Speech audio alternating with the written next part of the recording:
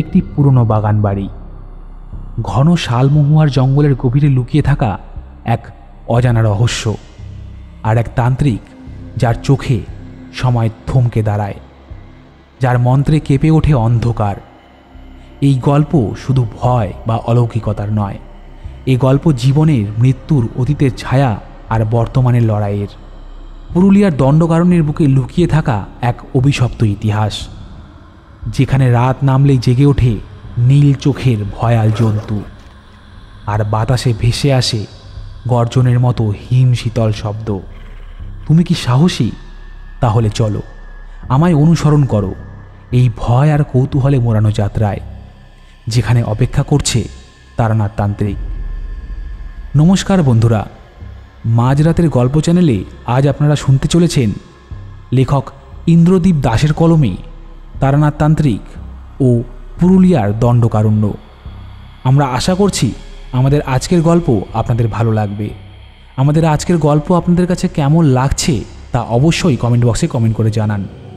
গল্পটি ভালো লাগলে লাইক করবেন এবং আমাদের চ্যানেলটিকে সাবস্ক্রাইব করে পাশে থাকা বেল আইকনটি অন করে দেবেন আমাদের চ্যানেলের নিত্য নতুন গল্পের আপডেট পাওয়ার জন্য। তাহলে শুরু করছি লেখক ইন্দ্রদীপ দাশের কলমে তারানাথ তান্ত্রিক ও পুরুলিয়ার দণ্ডকারণ্য।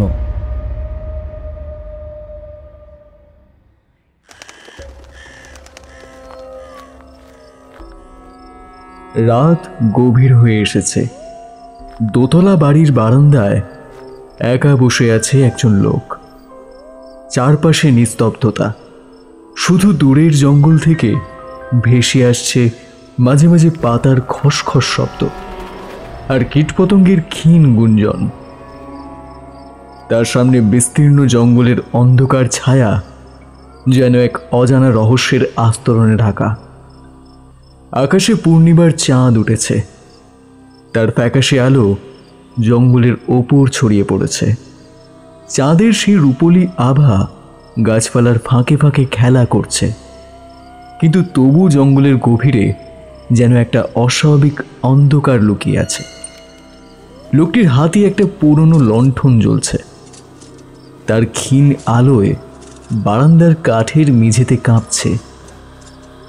বাতাসে হালকা শীতের ছোঁয়া, আর সেই বাতাসে ভেসে আসছে জঙ্গলের গভীর থেকে একটা অদ্ভুত গা ছমছমে গন্ধ।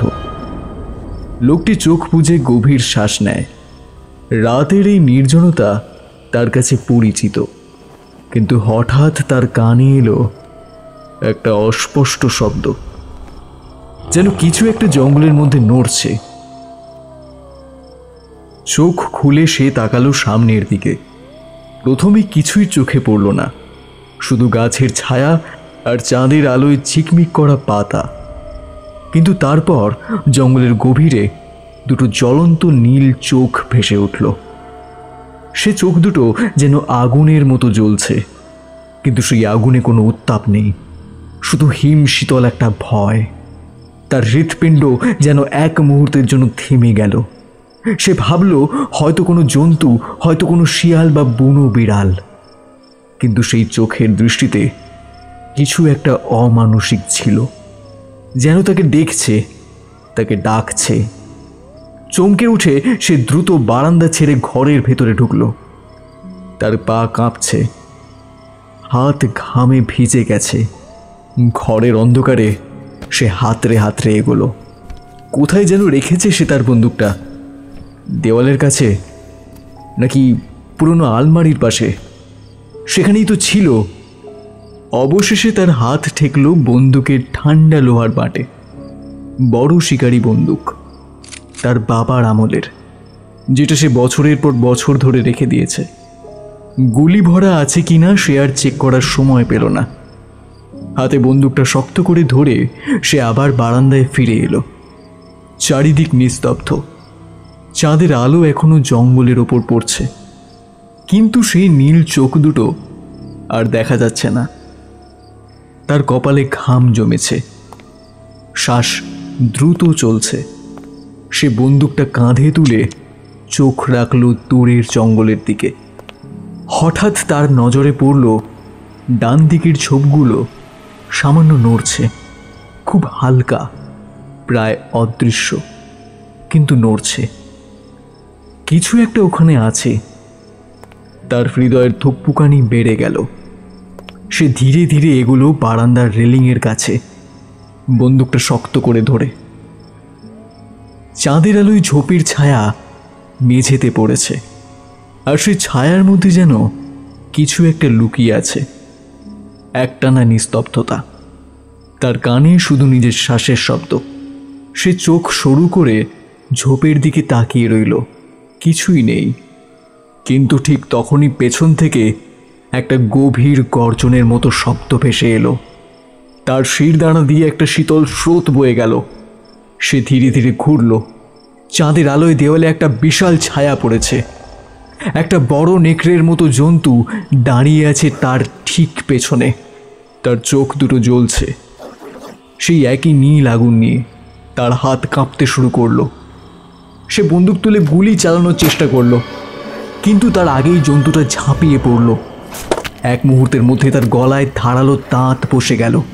তার চিৎকার বেরোনোর আগেই গলার নলি ছিঁড়ে গেল। বন্দুকটা হাত থেকে পড়ে গেল, আর তার শরীরটা মেঝেতে লুটিয়ে পড়ল। চাঁদের আলোয় রক্তের একটা ধারা বারান্দার কাঠের ওপর ছড়িয়ে পড়ল, আর জঙ্গলের নিস্তব্ধতা আবারও ফিরে এলো, যেন কিছুই হয়নি।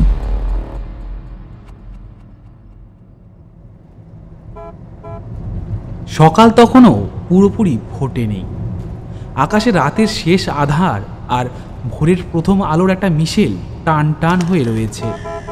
আমরা তিনজন, মানে আমি, আমার বন্ধু কিশোরী আর ঠাকুর মশাই, আমরা তিনজন জিপ থেকে নেমে দাঁড়ালাম। রাতভর যাত্রার ধকল গায়ে লেগেছে। পথে ধুলো, গাড়ির ঝাঁকুনি আর ঘুমের অভাবে কিশোরীর মুখে একটা বিরক্তির ছায়াও পড়েছে। তার চোখের নিচে কালি, কপালে ভাঁজ। সে গাড়ির দরজায় হেলান দিয়ে দাঁড়িয়ে একবার আমার দিকে তাকিয়ে যেন বলতে চাইল, এত তাড়াতাড়ি ওঠার যে কি দরকার ছিল কে জানে। আমিও ক্লান্ত, শরীরে একটা ভার, চোখ জ্বালা করছে, কিন্তু পা মাটিতে রাখতেই চারপাশের দৃশ্য আমার সব ক্লান্তি যেন এক নিমেষে ধুইয়ে দিল। পুরুলিয়ার জঙ্গল আমাদের সামনে বিছিয়ে আছে। বড় বড় গাছের সারি, তাদের ঘন পাতার ছায়ায় সকালের কোমল আলো খেলা করছে। দূরে জঙ্গলের গভীরে একটা হালকা কুয়াশা ঝুলে আছে, যেন রাতের শেষ স্বপ্ন এখনও পুরোপুরি মিলিয়ে যায়নি।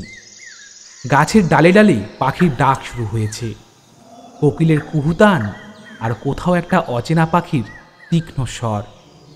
বাতাসে শাল আর মহুয়ার গন্ধ মিশে আছে, তার সঙ্গে মাটির সোদা গন্ধ।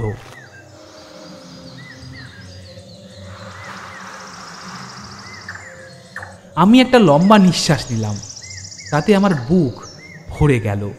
পাশে তাকিয়ে দেখি ঠাকুর মশাই, মানে তারানাথ তান্ত্রিক নিজে চোখ বুজে দাঁড়িয়ে আছে, মুখে একটা হালকা হাসি। তিনিও এই খোলা হাওয়ার স্বাদ নিচ্ছেন। তার সাদা ধুতির আঁচল বাতাসে উড়ছে, গায়ের চাদরটা কাঁধে ঝুলে পড়েছে। তার চোখে সেই চেনা দৃষ্টি, যেন প্রকৃতির সঙ্গে তিনি কথা বলছেন। আমরা যে পথ দিয়ে এসেছি সেই পথের কথা মনে পড়ে। রাতের অন্ধকারে শহর ছেড়ে যখন জিপ ছুটছিল, তখন দুপাশে শুধু আধার আর আধার। মাঝে মাঝে দূরের গ্রামের ক্ষীণ আলো চোখে পড়ত। কখনো কখনো কোনো নিশাচর জন্তুর চোখ জ্বলে উঠত। পথটা কখনো মসৃণ, কখনো খানাখন্দে ভরা। জিপের হেডলাইটের আলোয় ধুলোর কণা উঠছিল, আর আমাদের মধ্যে কথা বন্ধ হয়ে গিয়েছিল। কিশোরী একবার বলেছিল, এখনো কত দূর যেতে হবে।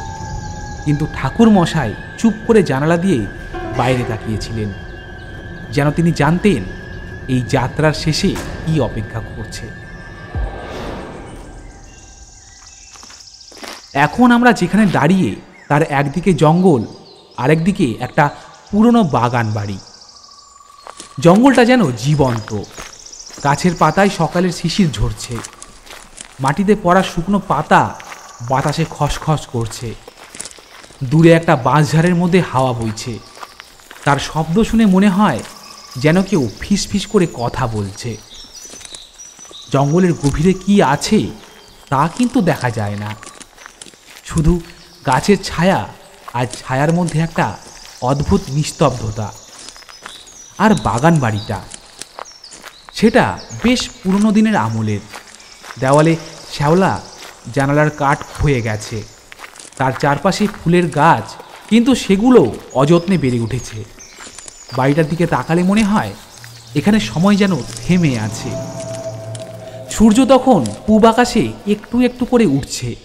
তার লালচে আভা জঙ্গলের ওপর পড়তেই সব কিছু যেন জেগে উঠল। পাখির ডাক বেড়ে গেল। দূরে কোথাও একটা হরিণের ছুটে যাওয়ার শব্দ। আমি কিশোরীর দিকে তাকালাম। সে এখনও বিরক্ত মুখে দাঁড়িয়ে, কিন্তু তার চোখেও একটা কৌতূহল দেখলাম। ঠাকুরমশাই হঠাৎ বলে উঠলেন, এই জায়গাটা শুধু সুন্দর নয়, এর মধ্যে কিছু লুকিয়ে আছে, অবশ্যই লুকিয়ে আছে। তার গলার স্বরে একটা গভীরতা ছিল, যেন তিনি ইতিমধ্যেই জঙ্গলের গোপন কথা শুনে ফেলেছেন। আমার মনে হলো সেই সকালটা শুধু শুরু নয়, এর পেছনে একটা গল্প অপেক্ষা করছে।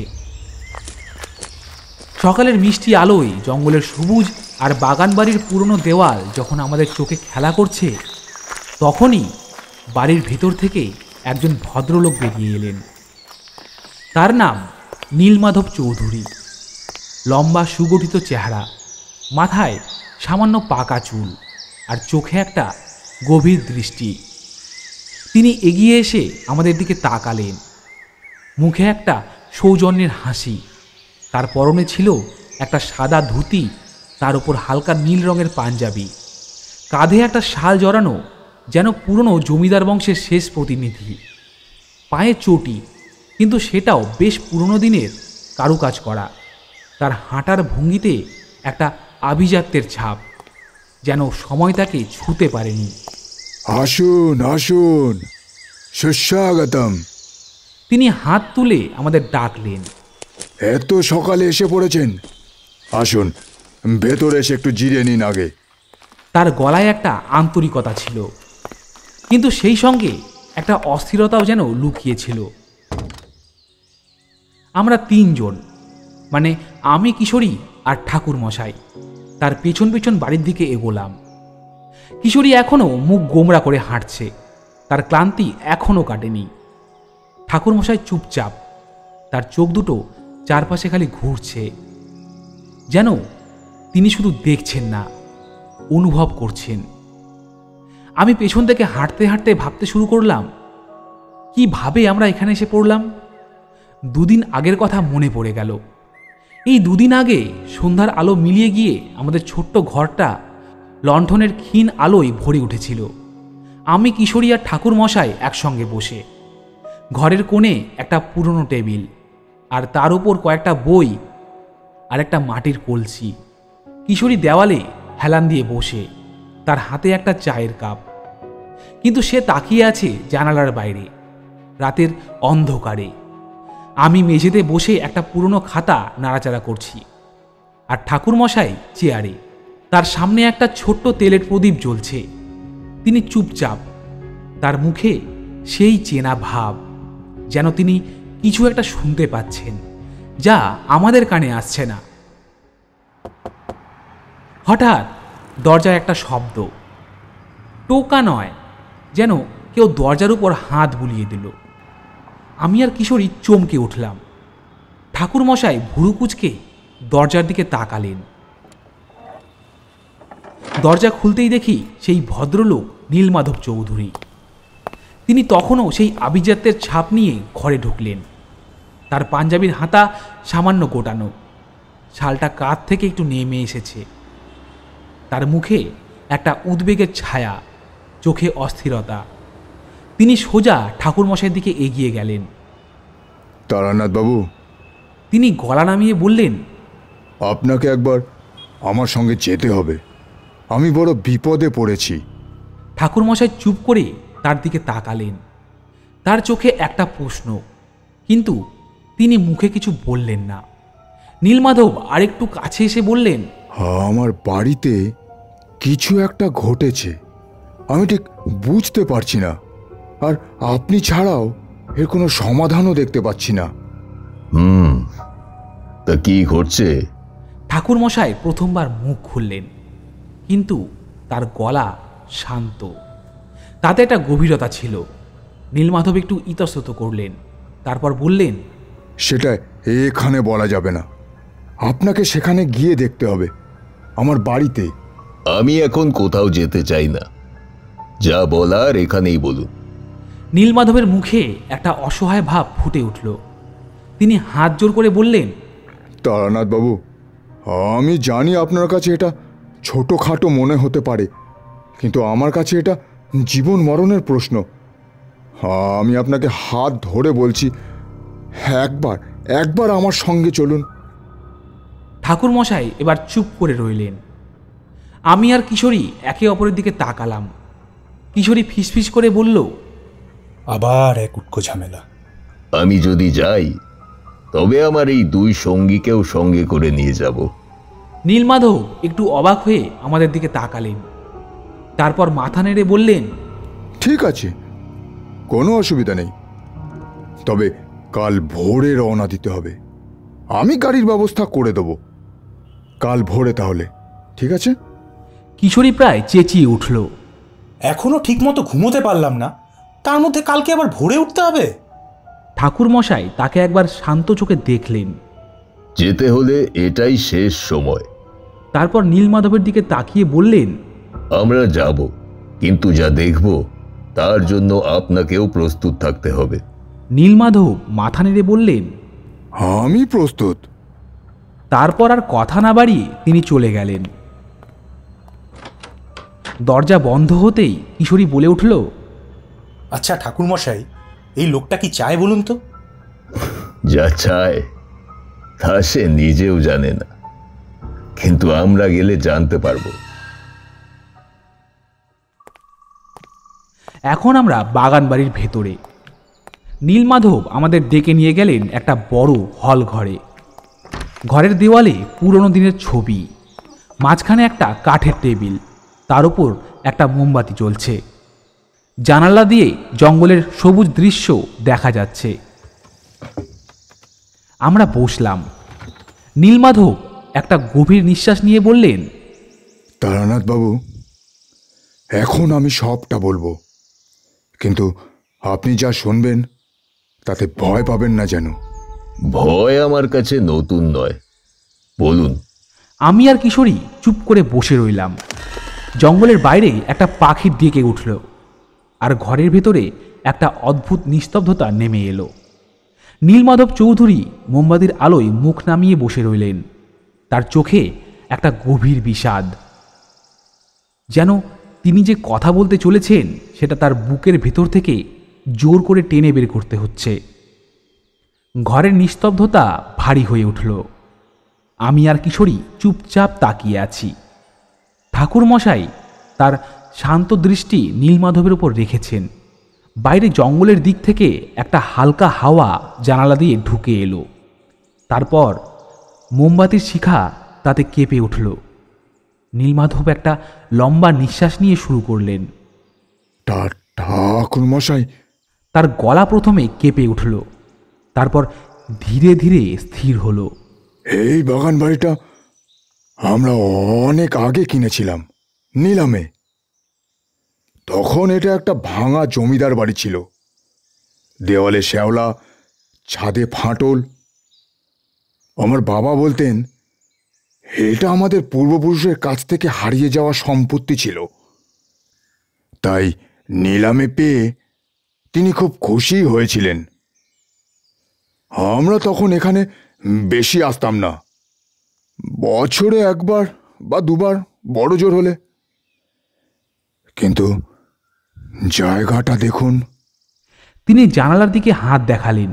এই জঙ্গল, এই খোলা হাওয়া, এই সবুজ, এসবের টান ছাড়া যায় না। এবার তিনি একটু থামলেন।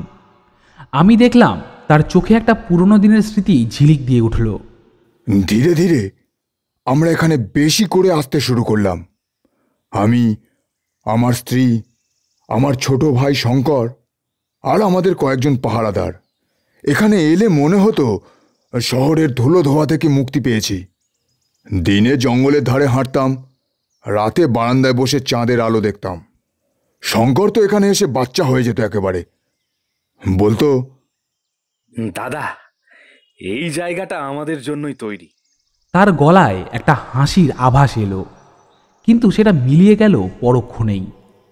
কিন্তু কিছুদিন আগে থেকে।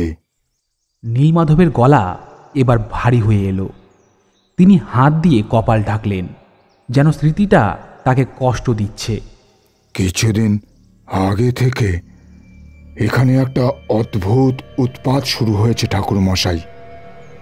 প্রথমে আমরা বুঝতে পারিনি। রাতে জঙ্গল থেকে একটা অদ্ভুত শব্দ শুনতাম, গভীর গর্জনের মতো। আমি ভেবেছিলাম হয়তো কোনো বন্য জন্তু, শেয়াল বা বাঘ জাতীয় কিছু হবে। কিন্তু তারপর এবার তিনি থামলেন, তার চোখে ভয় ফুটে উঠল। তারপর আমরা বুঝলাম এটা কোনো সাধারণ জন্তু নয়। ঠাকুরমশাই শান্ত গলায় বললেন, কি করে বুঝলেন? এক রাতে আমি আর শঙ্কর বারান্দায় বসেছিলাম। চাঁদের আলোয় জঙ্গলটা ঝকঝক করছিল। হঠাৎ আমরা দেখলাম জঙ্গলের মধ্যে দুটো নীল চোখ চলচল করছে, আগুনের মতো, কিন্তু ঠান্ডা। আমি শঙ্করকে বললাম, দেখ শঙ্কর, ওটা কি? সে হেসে বলল, দাদা, ভয় পাচ্ছিস? আরে ওটা শেয়াল বা কিছু হবে। কিন্তু আমার মন বলছিল এটা শেয়াল নয়। আমি তাকে বললাম, শঙ্কর, ঘরে চল। কিন্তু সে শুনল না আমার কথা। বলল, বেশ, আমি গিয়ে দেখে আসছি। আমি শঙ্করকে ধরতে গেলাম, কিন্তু তার তার আগেই একটা ছায়া এলো, বড়, কালো, নেকড়ের মতো অনেকটা। কিন্তু তার চোখ সেই নীল আগুন। সে শঙ্করের উপর ঝাঁপিয়ে পড়ল। আমি চিৎকার করলাম, দৌড়ে গেলাম। কিন্তু আমি পৌঁছানোর আগেই তার গলা ছিঁড়ে খেলো আমার ছোট ভাই, আমার শঙ্কর।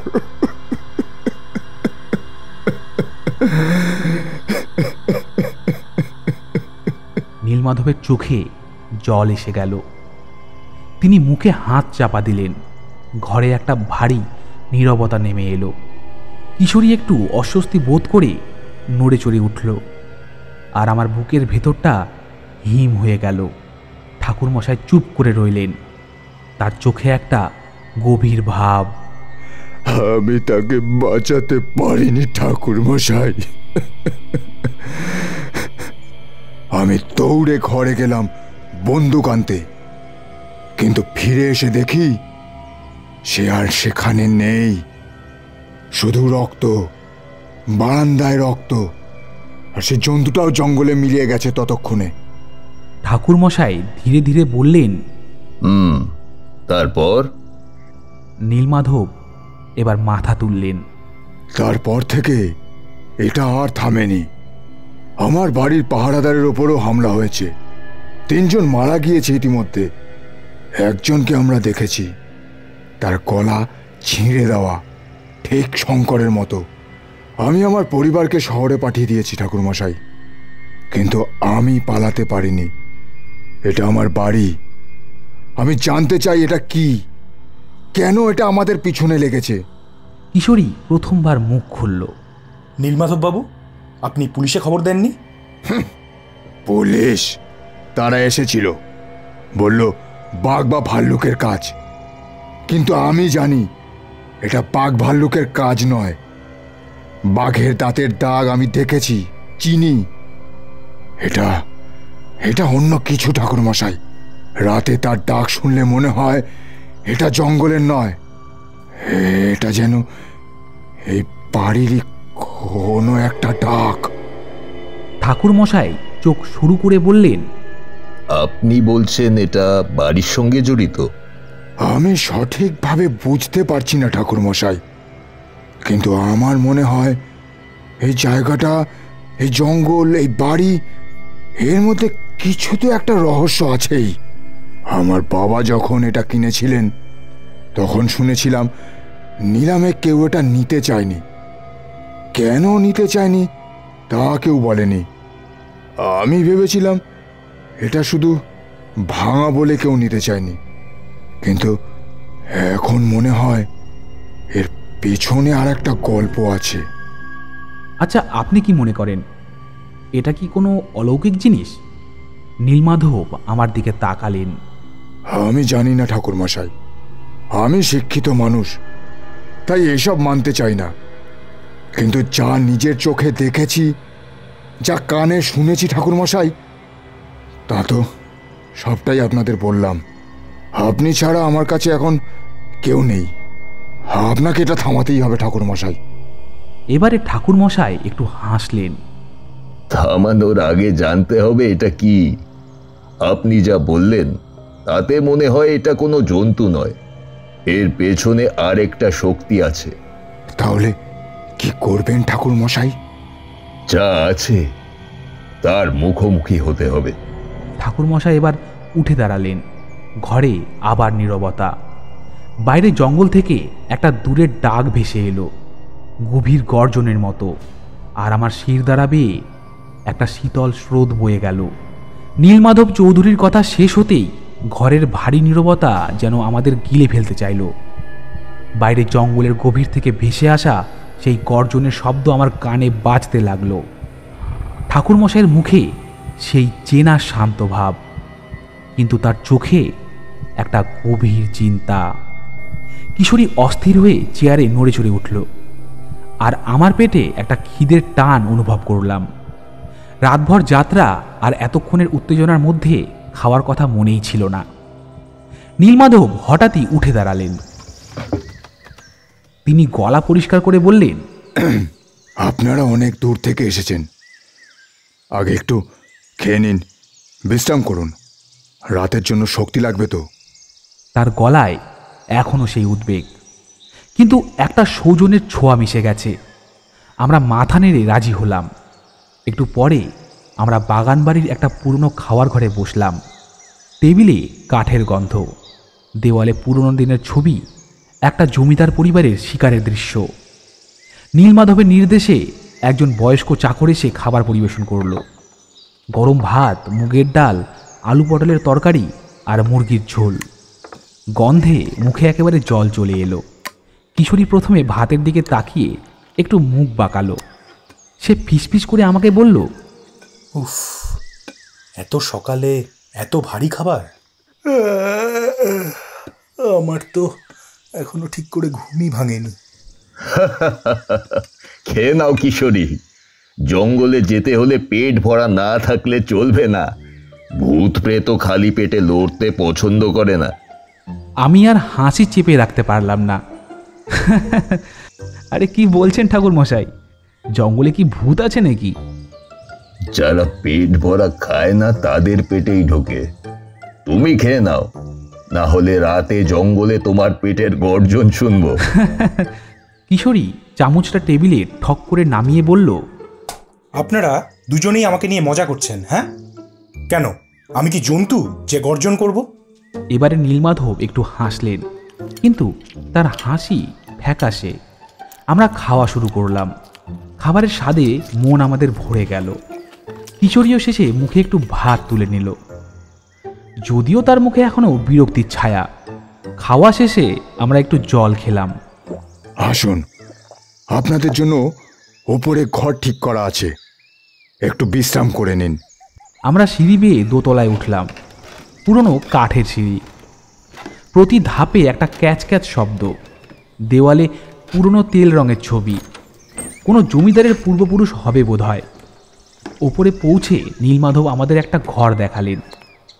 বেশ বড় ঘর, দুটো জানালা, মেঝেতে পুরনো কাঠের তক্তা, তিনটে খাট, তাদের ওপর সাদা চাদর আর বালিশ। জানালার বাইরে জঙ্গলের সবুজ দৃশ্য। কিন্তু ঠাকুর মশাই ঘরের দিকে তাকিয়ে একটু ভুরু কুচকালেন। এটা কার ঘর? তিনি নীলমাধবের দিকে তাকিয়ে জিজ্ঞাসা করলেন। নীলমাধব একটু ইতস্তত করে বললেন, এটা আমার এক ভাইপোর ঘর ছিল, সে এখন শহরে থাকে। ঠাকুরমশাই মাথা নেড়ে বললেন, না নীলমাধব, আমরা যে ঘরে শঙ্কর থাকতো, যেখানে সে মারা গেছে, সেখানে থাকতে চাই। নীলমাধবের মুখ ফ্যাকাশে হয়ে গেল। ওই ঘরে? কিন্তু ওই ঘরেই তো। ঠাকুরমশাই এবার শান্ত গলায় বললেন, যা ঘটছে তার মুখোমুখি হতে হলে ওখানেই থাকতে হবে। আমরা তিনজনেই ওখানে থাকব। আমি আর কিশোরী একে অপরের দিকে তাকালাম। কিশোরী ফিসফিস করে আমাকে বলল, ভায়া, এটা একটু বাড়াবাড়ি হচ্ছে না? যে ঘরে লোক মরেছে সে ঘরে ঘুমোবো আমরা? কিশোরী, তুমি ভয় পাচ্ছ? ঠাকুরমশাই আছেন না? সে চোখ পাকিয়ে বলল, ভয় নয় ঠাকুরমশাই, অস্বস্তি। আর তাছাড়া আপনি সঙ্গে থাকলে তো আর ভয় কমে না, উপরন্তু বাড়ে। একটু দ্বিধা করলেন, তারপর মাথা নেড়ে বললেন, ঠিক আছে ঠাকুর মশাই, আপনারা যদি চান তাহলে তাই হবে। আসুন আমার সঙ্গে। আমরা শঙ্করের ঘরে পৌঁছালাম। দরজা খুলতেই একটা ঠান্ডা হাওয়া আমাদের মুখে লাগলো। ঘরটা বেশ বড়, দেওয়ালে পুরনো প্লাস্টার খসে গেছে। একটা কাঠের খাট, তার পাশে একটা ছোট্ট টেবিল, টেবিলে একটা লণ্ঠন, তার পাশে একটা খোলা বই ধুলোয় ভরা। দেওয়ালে একটা পুরনো আয়না, কিন্তু তার কাঁচে ফাটল। ঘরের একদিকে একটা বড় জানালা, আর তার পাশে একটা দরজা, যেটা খুললে খোলা বারান্দা দেখা যায়। বারান্দাটা কাঠের, তার রেলিংয়ে রং উঠে গেছে। মেঝেতে কিছু শুকনো পাতা আর ধুলো জমে আছে। বারান্দার এক কোণে একটা পুরনো চেয়ার, যেন কেউ সেখানে বসে জঙ্গলের দিকে তাকাতো। কিন্তু বাইরের দৃশ্যটা অপূর্ব। বারান্দা থেকে সামনেই জঙ্গল, সারি সারি ঘন গাছ, তাদের পাতায় দুপুরের আলো ঝিকমিক করছে। দূরে একটা পাহাড়ের ছায়া, তার উপর কুয়াশার মতো হালকা মেঘ। জঙ্গলের মধ্যে পাখির ডাক, আর মাঝে মাঝে বাতাসে পাতার খসখস শব্দ। সূর্য তখন ঠিক মাথার ওপরে, কিন্তু জঙ্গলের গভীরে এখন একটা ছায়া লুকিয়ে আছে। কিশোরী বারান্দায় দাঁড়িয়ে হঠাৎই বলে উঠল, বাহ, এই সবুজ, এই হাওয়া, এই প্রকৃতি দেখে কবিতা লিখতে মন চাইছে, বুঝলে?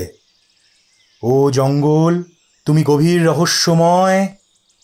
থামো হে কিশোরী ভায়া, তুমি হলে কবি মানুষ, তোমার কবিতা শুনলে জঙ্গলের জন্তুরাও পালাবে। ঠাকুরমশাই বারান্দায় এসে দাঁড়ালেন। কিশোরী ঠিকই বলেছে, এই জায়গায় রহস্য আছে, তবে সেটা কবিতায় নয়, বাস্তবে। কিশোরী মুখ ভেঙচে আমাকে বলল, বিভূতি, তুমি আর ঠাকুরমশাই দুজনেই আমার কবিতার শত্রু, বুঝলে? আরে বাবা, আমি তো একটু মুডটা হালকা করতে চাইছিলাম। ভায়া, মন হালকা করতে খাবার খেয়েছ, এখন একটু ঘুমিয়ে নাও। রাতে জঙ্গলে কবিতা বলার সময় পাবে না কিন্তু। ঠাকুরমশাই এবার হেসে বললেন, কিন্তু ঘুমাবে তো ঘরে, নাকি বারান্দায়? জন্তুটা এলে তোমাকে কবিতা শোনাতে পারে। কিশোরী চোখ বড় করে বলল, আমি ঘরেই ঘুমোবো। আপনাদের ইচ্ছা হয় আপনারা বারান্দায় গিয়ে জন্তুর সাথে কবিতা আলোচনা করুন। আমরা তিনজনেই হেসে উঠলাম। হাসির মধ্যেও একটা অস্বস্তি রয়ে গেল। ঘরের বারান্দা থেকে জঙ্গলের দিকে তাকালাম। রাতে এই জায়গাটায় আমাদের পরীক্ষা নেবে। বেশ কিছুক্ষণ ঘুমানোর পর আমার চোখ খুলল। শঙ্করের ঘরের পুরনো কাঠের খাটে শুয়েছিলাম আমরা, চাদরটা গায়ে জড়ানো। ঘুমের মধ্যে একটা অস্পষ্ট স্বপ্ন দেখেছি। জঙ্গল, নীল চোখের জ্বলন্ত দৃষ্টি, আর কোথাও দূরে একটা গর্জন। চোখ খুলতেই ঘরের হালকা আলো আধারী পরিবেশ চোখে পড়ল। বাইরে দিনের আলো এখনো বেশ জোরালো, কিন্তু জানালা দিয়ে ঢোকা রোদে একটা কমলা আভা মিশে গেছে, কারণ বিকেল গড়িয়ে যাচ্ছে। আমি এবারে ধীরে ধীরে উঠে বসলাম। ঘরে কিশোরী নেই, তার খাটটা খালি, চাদরটাও গুটিয়ে রাখা, আর ঠাকুরমশাইকেও দেখছি না। আমি জানালার দিকে তাকালাম, তারপর বারান্দার দরজাটা খোলা দেখে উঠে গেলাম। বাইরে বারান্দায় ঠাকুরমশাই দাঁড়িয়ে আছেন। তার সাদা ধুতি আর চাদর বিকেলের হালকা হাওয়ায় উড়ছে। তিনি এক দৃষ্টে জঙ্গলের দিকে তাকিয়ে, মুখে সেই চেনা গভীর ভাব। আমি পা টিপে টিপে বারান্দায় গেলাম। কাঠের মেঝে আমার পায়ের তলায় ক্যাচ ক্যাচ করে উঠল। ঠাকুরমশাই আমার পায়ের শব্দে ঘুরে তাকালেন না, কিন্তু হাত তুলে একটা ইঙ্গিত করলেন। তার হাতের দিকে তাকিয়ে দেখলাম বারান্দার ডান কোণে একটা জায়গা, মেঝেতে কিছুটা কালচে দাগ, যেন অনেক দিন আগে কিছু ছিটকে পড়েছিল। ওখানে? ঠাকুরমশাই এবার শান্ত গলায় বললেন, ওখানেই শঙ্করের মৃতদেহ পাওয়া গিয়েছিল। আমার গলা শুকিয়ে গেল। দাগগুলোর দিকে তাকিয়ে মনে হলো এটা রক্তের চিহ্নই হবে। সময়ের সঙ্গে হয়তো মিলিয়ে গেছে, কিন্তু পুরোপুরি মোছেনি। আমি কিছু বলার আগে ঠাকুরমশাই জঙ্গলের দিকে হাত দেখিয়ে বললেন, দেখো, ওই গাছের সারির পেছনে যা আছে তাই এই ঘরে এসেছিল। বাইরের দৃশ্যটা তখনও মন কাড়ে। জঙ্গলের ঘন সবুজে বিকেলের আলো পড়ে একটা সোনালি আভা তৈরি করেছে। দূরে সেই পাহাড়ের ছায়া, তার উপর সূর্যের শেষ আলো লেগে একটা লালচে রেখা। গাছের পাতায় হাওয়া বইছে, আর মাঝে মাঝে একটা পাখির ডাক ভেসে আসছে। কিন্তু এই সৌন্দর্যের মধ্যেও একটা অস্বস্তি লুকিয়ে আছে। আমি ঠাকুরমশাইয়ের দিকে তাকিয়ে জিজ্ঞাসা করলাম, আচ্ছা ঠাকুরমশাই, এখানে এরকম বাগান বাড়ি কি জন্য? তুমি তো পুরুলিয়ার কথা জানো না, তাই না? এই জায়গাটা প্রাকৃতিক পরিবেশের জন্যই বিখ্যাত। এখানকার জঙ্গল, পাহাড়, খোলা আকাশ, এসবের টানে অনেকেই এসেছে। ইংরেজদের আমলে এটা তাদের পছন্দের জায়গা ছিল। তিনি জঙ্গলের দিকে তাকিয়ে বলতে লাগলেন, 18 শতকের শেষের দিকে আর 19 দশকের গোড়ায় ইংরেজরা এখানেই আসতো। পুরুলিয়া তখন ছোটা নাগপুরের একটা অংশ ছিল। এখানকার শাল, মহুয়ার জঙ্গল, পাহাড়ি নদী আর ঠান্ডা হাওয়া ওদের কাছে আদর্শ ছিল। তারা শিকার করতে আসতো, বাগান বাড়ি বানাতো। এই বাড়িটাও বোধহয় সেই সময়ের। ইংরেজ অফিসাররা গরমের সময় শহরের গণ্ডি ছেড়ে এখানে বিশ্রাম নিত। পুরুলিয়ার ইতিহাস আরও আছে। এখানকার আদিবাসীদের সঙ্গে ইংরেজদের সম্পর্ক মসৃণ ছিল না। মুন্ডা, সাঁওতাল এই জঙ্গলকে তাদের বলে মানত। ইংরেজরা যখন এখানে জমি দখল শুরু করলো, তখন বিদ্রোহ হয়েছে, কিন্তু এই বাগান বাড়িগুলো তবু টিকে গেছে। কেউ কেউ বলে এই সব জায়গায় পুরনো দিনের কিছু ছায়া লেগে আছে। হয়তো সেই ছায়াই এখনো এখানে ঘুরছে। তার মানে আপনি বলছেন এই বাড়ির সঙ্গে সেই ইতিহাসের কিছু জড়িত রয়েছে? তিনি এবারে মাথা নেড়ে বললেন, হতে পারে। তুমি দেখছো না, এই জায়গাটা শান্ত, কিন্তু শান্তির মধ্যে একটা অশান্তি লুকিয়ে আছে। আজ রাতে আমরা সেটা জানব। বিভূতি, চা তৈরি হয়ে গেছে, নেমে এসো। কিশোরীর গলা। আমি আর ঠাকুরমশাই মুখ চাওয়াচাওয়ি করলাম। বোধহয় সে ঘুম থেকে উঠে নিচে গিয়েছিল। আমরা বারান্দা থেকে ঘরে ফিরলাম। তারপর সিঁড়ি দিয়ে নামতে শুরু করলাম। পুরনো কাঠের সিঁড়ি আবার ক্যাচ ক্যাচ শব্দ করল। নামতে নামতে ঠাকুরমশাই আমাদের দিকে তাকিয়ে বললেন, তোমরা দুজনে তৈরি হয়ে নাও, একটু পরে আমরা ঘুরতে বেরোবো। নিচে পৌঁছে দেখি কিশোরী একটা টেবিলে বসে চায়ের কাপ হাতে নিয়ে আছে। তার মুখে এখনো ঘুমের ছায়া, কিন্তু চোখে একটা চটজলদি ভাব। আমাকে দেখে সে বলল, সে কি ভায়া, তুমি এতক্ষণ ঘুমোচ্ছিলে নাকি? আমি তো ভাবলাম তুমি বোধহয় জঙ্গলে হারিয়ে গেছো। আরে তুমি না ঘুমিয়ে চা খাচ্ছ? আমি একটু ঘুমোলাম, বুঝলে। আপনি কি আমাকে কোনো জন্তু ভাবেন? তোমরা দুজনেই জন্তুর মতো ঘুমোচ্ছিলে। তবে এখন চা খেয়ে তৈরি হয়ে নাও, আমরা জঙ্গলের দিকটা একটু ঘুরে আসবো। ঠাকুরমশাই এবার হাসলেন। কিশোরী চায়ে চুমুক দিয়ে বলল, আপনি আমাদের জঙ্গলে নিয়ে যাবেন নাকি ঠাকুরমশাই? আমি তো ভাবলাম চা খেয়ে আর একটু ঘুমোবো। তুমি ঘুমোলে জন্তুটা তোমার কবিতা শুনতে আসবে, তখন আমি ঠাকুরমশাইকে ডাকবো। ঠাকুরমশাই চোখ টিপে বললেন, তোমরা দুজনে চা খাও, জঙ্গলে গেলে কবিতা শোনার সময় পাবে না কিন্তু। আমরা তিনজন চায়ের কাপ হাতে নিয়ে বসলাম। বাইরে জঙ্গলের সবুজ এখনও আমাদের ডাকছে, আর রাতের জন্য একটা অজানা প্রস্তুতি চলছে। চা খাওয়া শেষ হতেই বাইরে একটা গাড়ির শব্দ কানে এলো। আমরা তিনজন, আমি, কিশোরী আর ঠাকুর মশাই। আমরা জানালা দিয়ে উকি দিলাম। একটা পুরনো জিপ, ধুলোয় মাখা, গটগট করে এসে বাগান বাড়ির সামনে থামল। আর গাড়ি থেকে নামলো একজন লোক।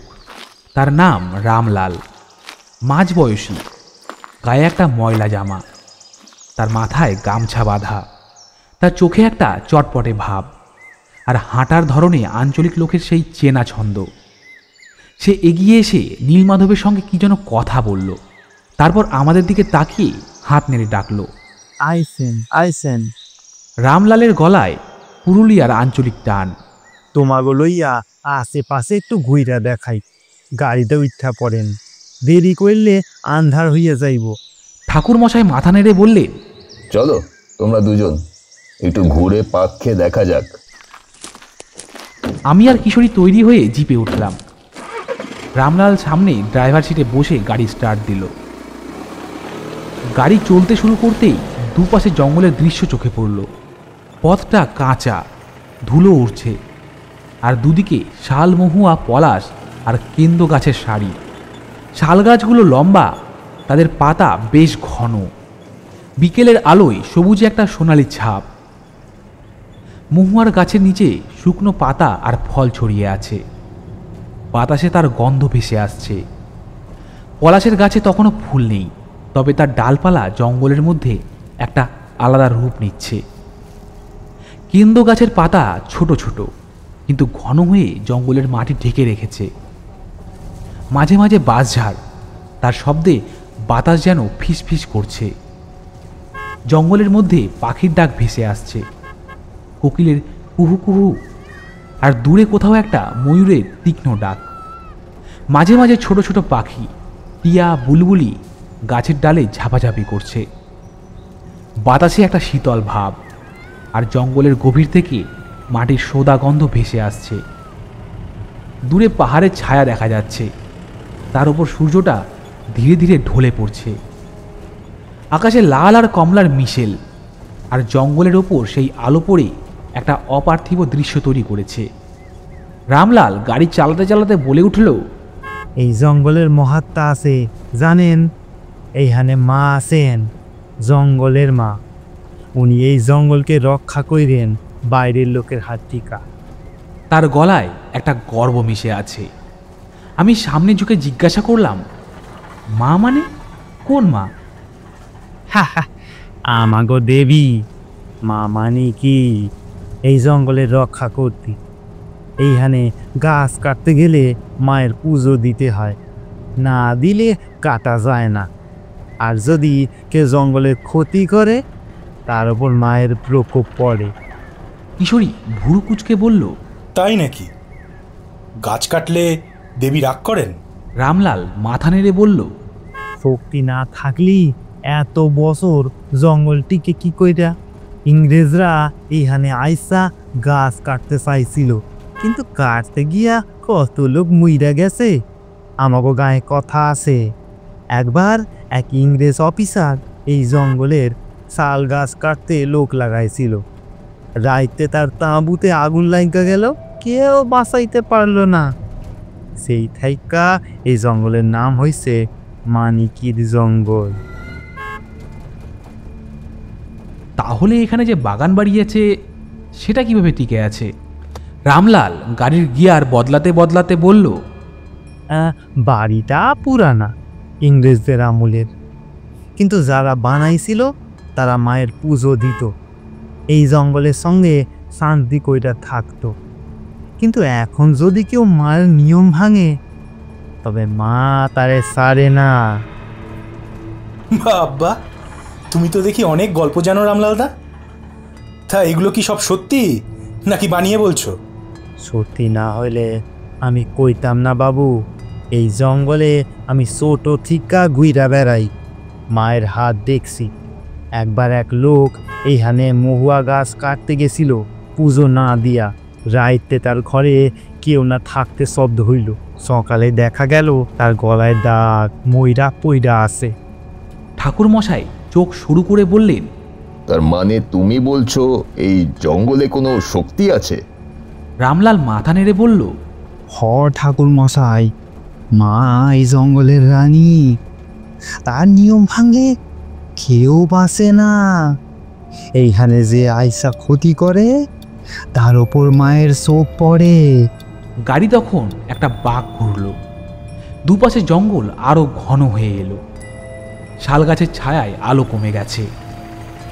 মাঝে একটা ছোট নদী পড়ল, তার জলে সূর্যের প্রতিফলন। নদীর ধারে কয়েকটা বক দাঁড়িয়ে, আর জলে মাছের ঝাঁক চিকচিক করছে। রামলাল গাড়ি থামিয়ে বলল, এইখানে একটু থামেন, ওই নদীটা মায়ের পবিত্র জল, এটা দেখলে মন শান্ত হয়। আমরা এবারে গাড়ি থেকে নামলাম। নদীর ধারে দাঁড়িয়ে জঙ্গলের শব্দ শুনলাম। পাখির ডাক, পাতার খসখসানি, আর দূরে কোথাও একটা হরিণের দৌড়ে যাওয়ার শব্দ। ঠাকুর মশাই নদীর দিকে তাকিয়ে বললেন, তোমরা দেখো, এই জায়গাটা শুধু সুন্দরী নয়, এর মধ্যে একটা গভীরতা আছে। সে তো আপনি ঠিকই বলেছেন, কিন্তু রামলালদার গল্প শুনে মনে হচ্ছে এই জঙ্গলটা একটু বেশি রহস্যময়। কেন হে কিশোরী ভাইয়া, তুমি ভয় পাচ্ছ নাকি? রাতে তো এই জঙ্গলেই যেতে হবে। ভয় পাইলে চলবো না বাবু, মায়ের আশীর্বাদ লইয়া যাইবেন, তাইলে কিছুই হইব না। জঙ্গলের ধারে নদীর পাশে কিছুক্ষণ দাঁড়িয়ে থাকার পর রামলাল আমাদের আবার গাড়িতে তুলে নিল। আমরা আবার গাড়িতে উঠলাম। জঙ্গলের গভীরে সূর্যের আলো মিলিয়ে যাচ্ছে, আর রাতের জন্য একটা অজানা উত্তেজনা বাড়ছে। সূর্য তখন পাহাড়ের পেছনে ঢলে পড়েছে। আকাশে লাল আর নীলের মিশ্রণ। জিপটা আবার গটগট শব্দে চলতে শুরু করলো।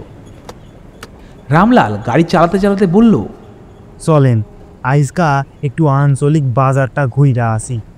সন্ধ্যা হয়েছে, বাজারে লোকজন থাকবো, কিছু দেখতে চাইলে দেখবেন। ঠাকুর মশাই এবারে মাথা নেড়ে বললেন, বাজারটা দেখে আসা যাক। আমি আর কিশোরী রাজি হলাম। জঙ্গলের পথ পেরিয়ে গাড়ি একটা ছোট্ট গ্রামের কাছে এসে পৌঁছালো। সেখান থেকে একটা কাঁচা রাস্তা বাজারের দিকে গেছে। বাজারটা ছোট, কিন্তু বেশ জমজমাট। মাটির ওপর বাঁশের খুঁটি দিয়ে তৈরি দোকান, তার ওপর টিনের ছাউনি, কোথাও কোথাও আবার ত্রিপল টাঙানো। কেউ মাটির হাঁড়ি বিক্রি করছে, কেউ শুকনো মরিচ আর হলুদের গুঁড়ো। বাজারের মাঝখানে একটা বড় শিমুল গাছ, তার নিচে কয়েকজন বুড়ো গামছা মাথায় দিয়ে গল্প করছে। বাতাসে ভাতের গন্ধ, মাছ ভাজার গন্ধ আর ধুলো মিশে একটা আঞ্চলিক পরিবেশ তৈরি হয়েছে। দূরে কোথাও একটা মাদল বাজছে, তার তালে কয়েকটা বাচ্চা নাচছে। আমরা জিপ থেকে নেমে বাজারের ভেতরে ঢুকলাম। রামলাল আমাদের পেছনে পেছনে এলো। বাজারের লোকজন আমাদের দিকে কৌতূহলী চোখে তাকাচ্ছে। বোধহয় বাইরের লোক দেখে তারাও অবাক। কিশোরী একটা দোকানের কাছে গিয়ে দাঁড়িয়ে মাটির কলসি দেখতে লাগলো। তা তুমি কি কলসি কিনে চা বানাবে? আরে আপনি দেখছেন না, এগুলো কত সুন্দর। বাড়িতে কয়েকটা শোপিস হিসেবে সাজিয়ে রাখলে কিন্তু মন্দ হয় না। তোমরা দুজনে যা ইচ্ছা দেখো। আমি একটু এদিক ওদিক তাকাই। আমি বাজারের ভিতর দিয়ে হাঁটতে লাগলাম। হঠাৎ একটা ধাক্কা লাগলো। আমি ঘুরে দেখি একজন লোক। তার চেহারা উদ্ভট, মাথায় এলোমেলো চুল, গায়ে ছেঁড়া জামা, পায়ে তার কিছুই নেই। তার চোখ দুটো জল জল করছে, যেন কিছু একটা দেখছে যা আমরা দেখতে পাচ্ছি না। সে আমার দিকে তাকিয়ে হঠাৎ চেঁচিয়ে উঠল, বলছিলাম মারা যাবে, সবাই মারা যাবে, বলেছিলাম সবাই মারা যাবে, সবাই মারা যাবে। কর কর, ভোগ কর, তোরা সবাই ভোগ কর, একজনও বাঁচবি না, সবাই মরবে, মরবে। আমি চমকে পিছিয়ে গেলাম। লোকটা হাত নাড়তে নাড়তে বলে চলল, মায়ের মন্দিরে রিটে হাত দিচ্ছে না, হ্যাঁ, এত সাহস, ক্ষমা করব না, মায়ের বাহন কাউরে ক্ষমা করব না। সব শেষ হয়ে যাবে, সব সব শেষ হয়ে যাবে, সব মরবে। তার গলায় একটা উন্মাদের সুর, কিন্তু কথাগুলো শুনে আমার গায়ে কাঁটা দিয়ে উঠল। ঠাকুরমশাই দ্রুত এগিয়ে এলেন। তিনি শান্ত গলায় বললেন, কি বলছে লোকটা? আমিও আগ্রহী হয়ে বললাম, আপনি? আর এই লোকটা কি বলছে? আর মায়ের বাহন মানে কি? লোকটা ঠাকুরমশাইয়ের দিকে তাকিয়ে আরো জোরে জোরে চেঁচালো, মানে কি? মায়ের বাহন যে জঙ্গলের রক্ষা করে, শাস্তি দেয়। ইটে হাত দিচ্ছে না, এবার শাস্তি পাবে, সব শাস্তি পাবে, সব সব শাস্তি পাবে। আমি আরও কিছু জিজ্ঞাসা করতে যাচ্ছিলাম, কিন্তু ততক্ষণে রামলাল দৌড়ে এসে লোকটার হাত ধরে টানলো। ওর কথায় কান দিবেন না ঠাকুর মশাই। ওই পাগলা গায়ে গঞ্জে গুইরা এসব বক বক করে, কেউ ওর কথা মানে না। বলছিলাম শুনিস নাই তো? এবার সব শাস্তি পাবে। যা, সবাই ভোগ কর, সবাই শাস্তি ভোগ কর। যা যা। ঠাকুরমশাই চুপ করে রইলেন। তার চোখে একটা গভীর ভাব। আচ্ছা, ও যে মায়ের বাহনের কথা বলল, সেটা কি রামলালদার বলা মায়ের সঙ্গে কোনো মিল আছে? তুমি ঠিকই ধরেছ হে বিভূতি। এই পাগলের কথা পুরোপুরি ভুল নাও হতে পারে। জঙ্গলের সঙ্গে যে শক্তি জড়িত, সেটা এই লোকটাও জানে। কি বলছেন কি? এই পাগলের কথা সত্যি? আমার তো মনে হলো ও শুধু চিৎকার করছে। তুমি ভয় পেয়েছো নাকি কিশোরী? আরে পাগলের কথাই তো ভাবছো কেন? সেই চোখ পাকিয়ে বলল, না, ভয় পাইনি, তবে ওর চিৎকারে কান একেবারে ঝালাপালা হয়ে গেল। উফ! তা আপনি কি ওর কথায় বিশ্বাস করছেন নাকি? আরে আরে, তোমরা দুজনেই শান্ত হও। পাগলের কথায় সত্যি থাকতে পারে, আবার নাও থাকতে পারে, কিন্তু ও যে মন্দিরের ইটের কথা বলল, সেটা আমাদের খুঁজে দেখতে হবে। রামলাল ফিরে এসে বলল, ঠাকুর মশাই, ওই পাগলার কথা সারিন।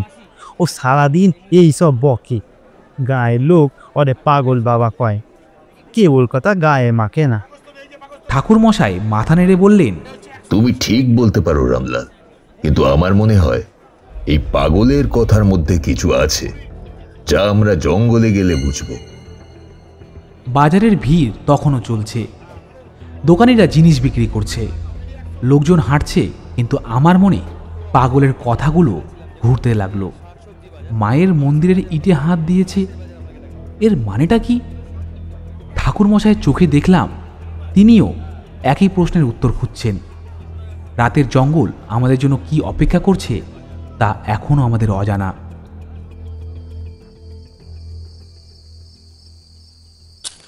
সন্ধ্যা গড়িয়ে রাত নেমেছে। আমরা তিনজন, মানে আমি, কিশোরী আর ঠাকুরমশাই, বাগানবাড়ির শঙ্করের ঘরে বসে আছি। মোমবাতির ক্ষীণ আলোয় ঘরটা অর্ধেক আলো আর অর্ধেক ছায়ায় ভরে আছে।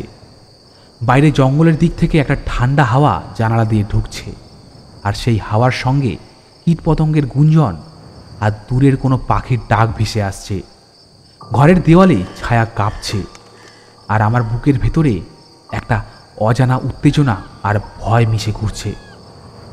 আজ রাতে আমরা জঙ্গলে যাব, যে জঙ্গলে শঙ্কর মারা গেছে, যে জঙ্গলের গভীরে নীল চোখের সেই জন্তু লুকিয়ে আছে। নীলমাধব ঘরে এসে বললেন, ঠাকুরমশাই, জঙ্গলে একটা উঁচু মাচা আছে, পুরনো আমলের শিকারীরা বানিয়েছিল। ওখানেই আপনাদের থাকার ব্যবস্থা করা হবে। তার গলায় উদ্বেগ, কিন্তু আমাদের ওপর একটা ভরসাও আছে। ঠাকুরমশাই মাথা নেড়ে বললেন, ভালো, তবে কিছু জিনিস সঙ্গে নিতে হবে। আমরা তৈরি হতে শুরু করলাম। রামলাল একটা বড় ব্যাগে জিনিসপত্র গুছিয়ে দিল। মশা মারার ধূপ, সাপ তাড়ানোর গুঁড়ো ওষুধ, দুটো মশাল আর একটা পুরনো শিকারি বন্দুক। বন্দুকটা দেখে আমার হাত পা ঠান্ডা হয়ে গেল। লোহার বাটে মরচে ধরেছে, কিন্তু ব্যারেলটা এখনও বেশ চকচকে। আমি আর কিশোরী একে অপরের দিকে তাকালাম। আমরা কেউই বন্দুক চালাতে জানি না। ঠাকুরমশাই বন্দুকটা হাতে তুলে বললেন, তোমরা দুজনেই এসো হে, শিখিয়ে দিই। তিনি আমাদের বারান্দায় নিয়ে গেলেন। মোমবাতির আলোয় বন্দুকটা আরো ভয়ঙ্কর দেখাচ্ছে। তিনি বন্দুকের ব্যারেল খুলে দেখালেন। দেখো, এইখানে গুলি ভরতে হয়, তারপর এই ট্রিগারটা টানবে। কেমন? লক্ষ্য ঠিক রাখতে হবে কিন্তু। তিনি বন্দুকটা আমার হাতে দিলেন। আমার হাত কাঁপছে, বুকের ধুকপুকুনি বেড়ে গেছে। আমি চেষ্টা করলাম, কিন্তু বন্দুকটা ভারী লাগলো। কিশোরী আমার পাশে দাঁড়িয়ে বলল, এসবের আবার দরকার কি? আপনি তো আমাদের সঙ্গেই আছেন। আপনার অলৌকিক ক্ষমতা কাজে লাগালেই তো যে কোনো বিপদ থেকে বেরিয়ে আসতে পারি। তার গলায় একটা অভিমান আর ভরসা মিশে আছে। ঠাকুরমশাই একটু হাসলেন, তার হাসিতে একটু জ্ঞানের ছায়া। কিশোরী, শক্তি আর ক্ষমতা সব সময় কাজে লাগে না, অনেক সময় কৌশলই বড় হয়ে ওঠে। জঙ্গলে যা আছে তাকে শুধু অলৌকিক দিয়ে থামানো যাবে না। মাথা ঠান্ডা রেখে হাতে যা আছে তাই ব্যবহার করতে হবে। শক্তির ওপর ভরসা করলে মানুষ অন্ধ হয়ে যায়, কিন্তু কৌশল জানলে পথ খোলা থাকে। তার গলায় একটা গভীরতা, যেন তিনি শুধু আমাদের শেখাচ্ছেন না, জীবনের একটা বড় সত্যি বলছেন। আমার বুকের ভয়টা একটু কমলো, কিন্তু উত্তেজনা বাড়ল। আমি বন্দুকটা হাতে নিতে চেষ্টা করলাম।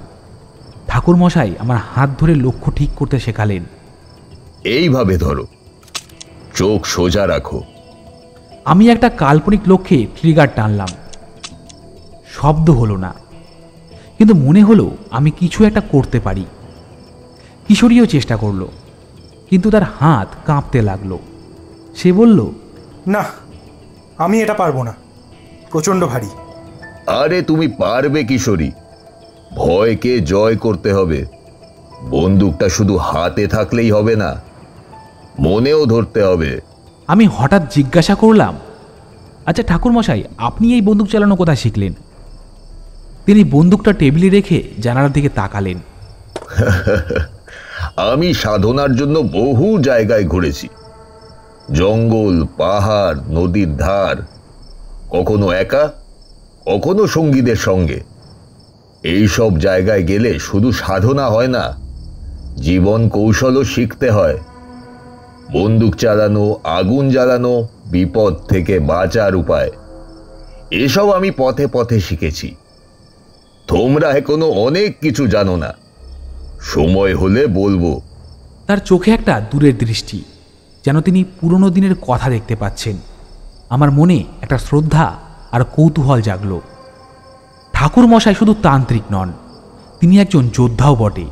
কিন্তু জঙ্গল যা অপেক্ষা করছে তা কি এই বন্দুক দিয়ে থামবে?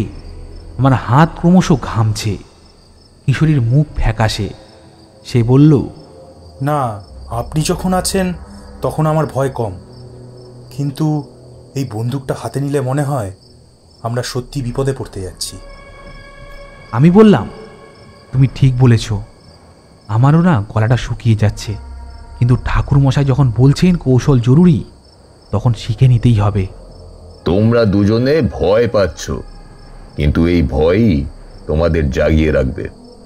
জঙ্গলে গেলে শুধু বন্দুক নয়, তোমাদের মনও প্রস্তুত থাকতে হবে। আমরা জিনিসপত্র গুছিয়ে নিলাম। মশার ধূপ, সাপ তাড়ানোর ওষুধ, মশাল আর বন্দুক সব ব্যাগে ঢুকলো। ঠাকুরমশাই, গাড়ি তৈরি, মাছাটা জঙ্গলের মাঝে, রাইতে ওইখানে থাকবেন। আমরা বাইরে বেরোলাম। রাতের আকাশে চাঁদ উঠেছে, তার ফ্যাকাশে আলো জঙ্গলের উপর পড়েছে।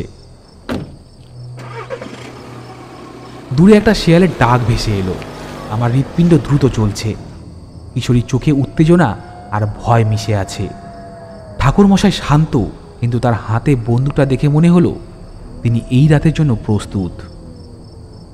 জঙ্গলের মাচায় আমাদের রাত কিভাবে কাটবে তা ভাবতেই গা শিরশির করছে। রাত ক্রমশ গভীর হলো। জিপের গড়গড় শব্দ পিছনে ফেলে আমরা তিনজন জঙ্গলের মাঝে উঁচু মাচার কাছে পৌঁছে গেলাম। রামলাল আমাদের নামিয়ে দিয়ে বলল, ঠাকুরমশাই, আমি এইবার যাই। এ রাইতে জঙ্গল আমার না। আপনাগো মা মানে কি রক্ষা করবেন।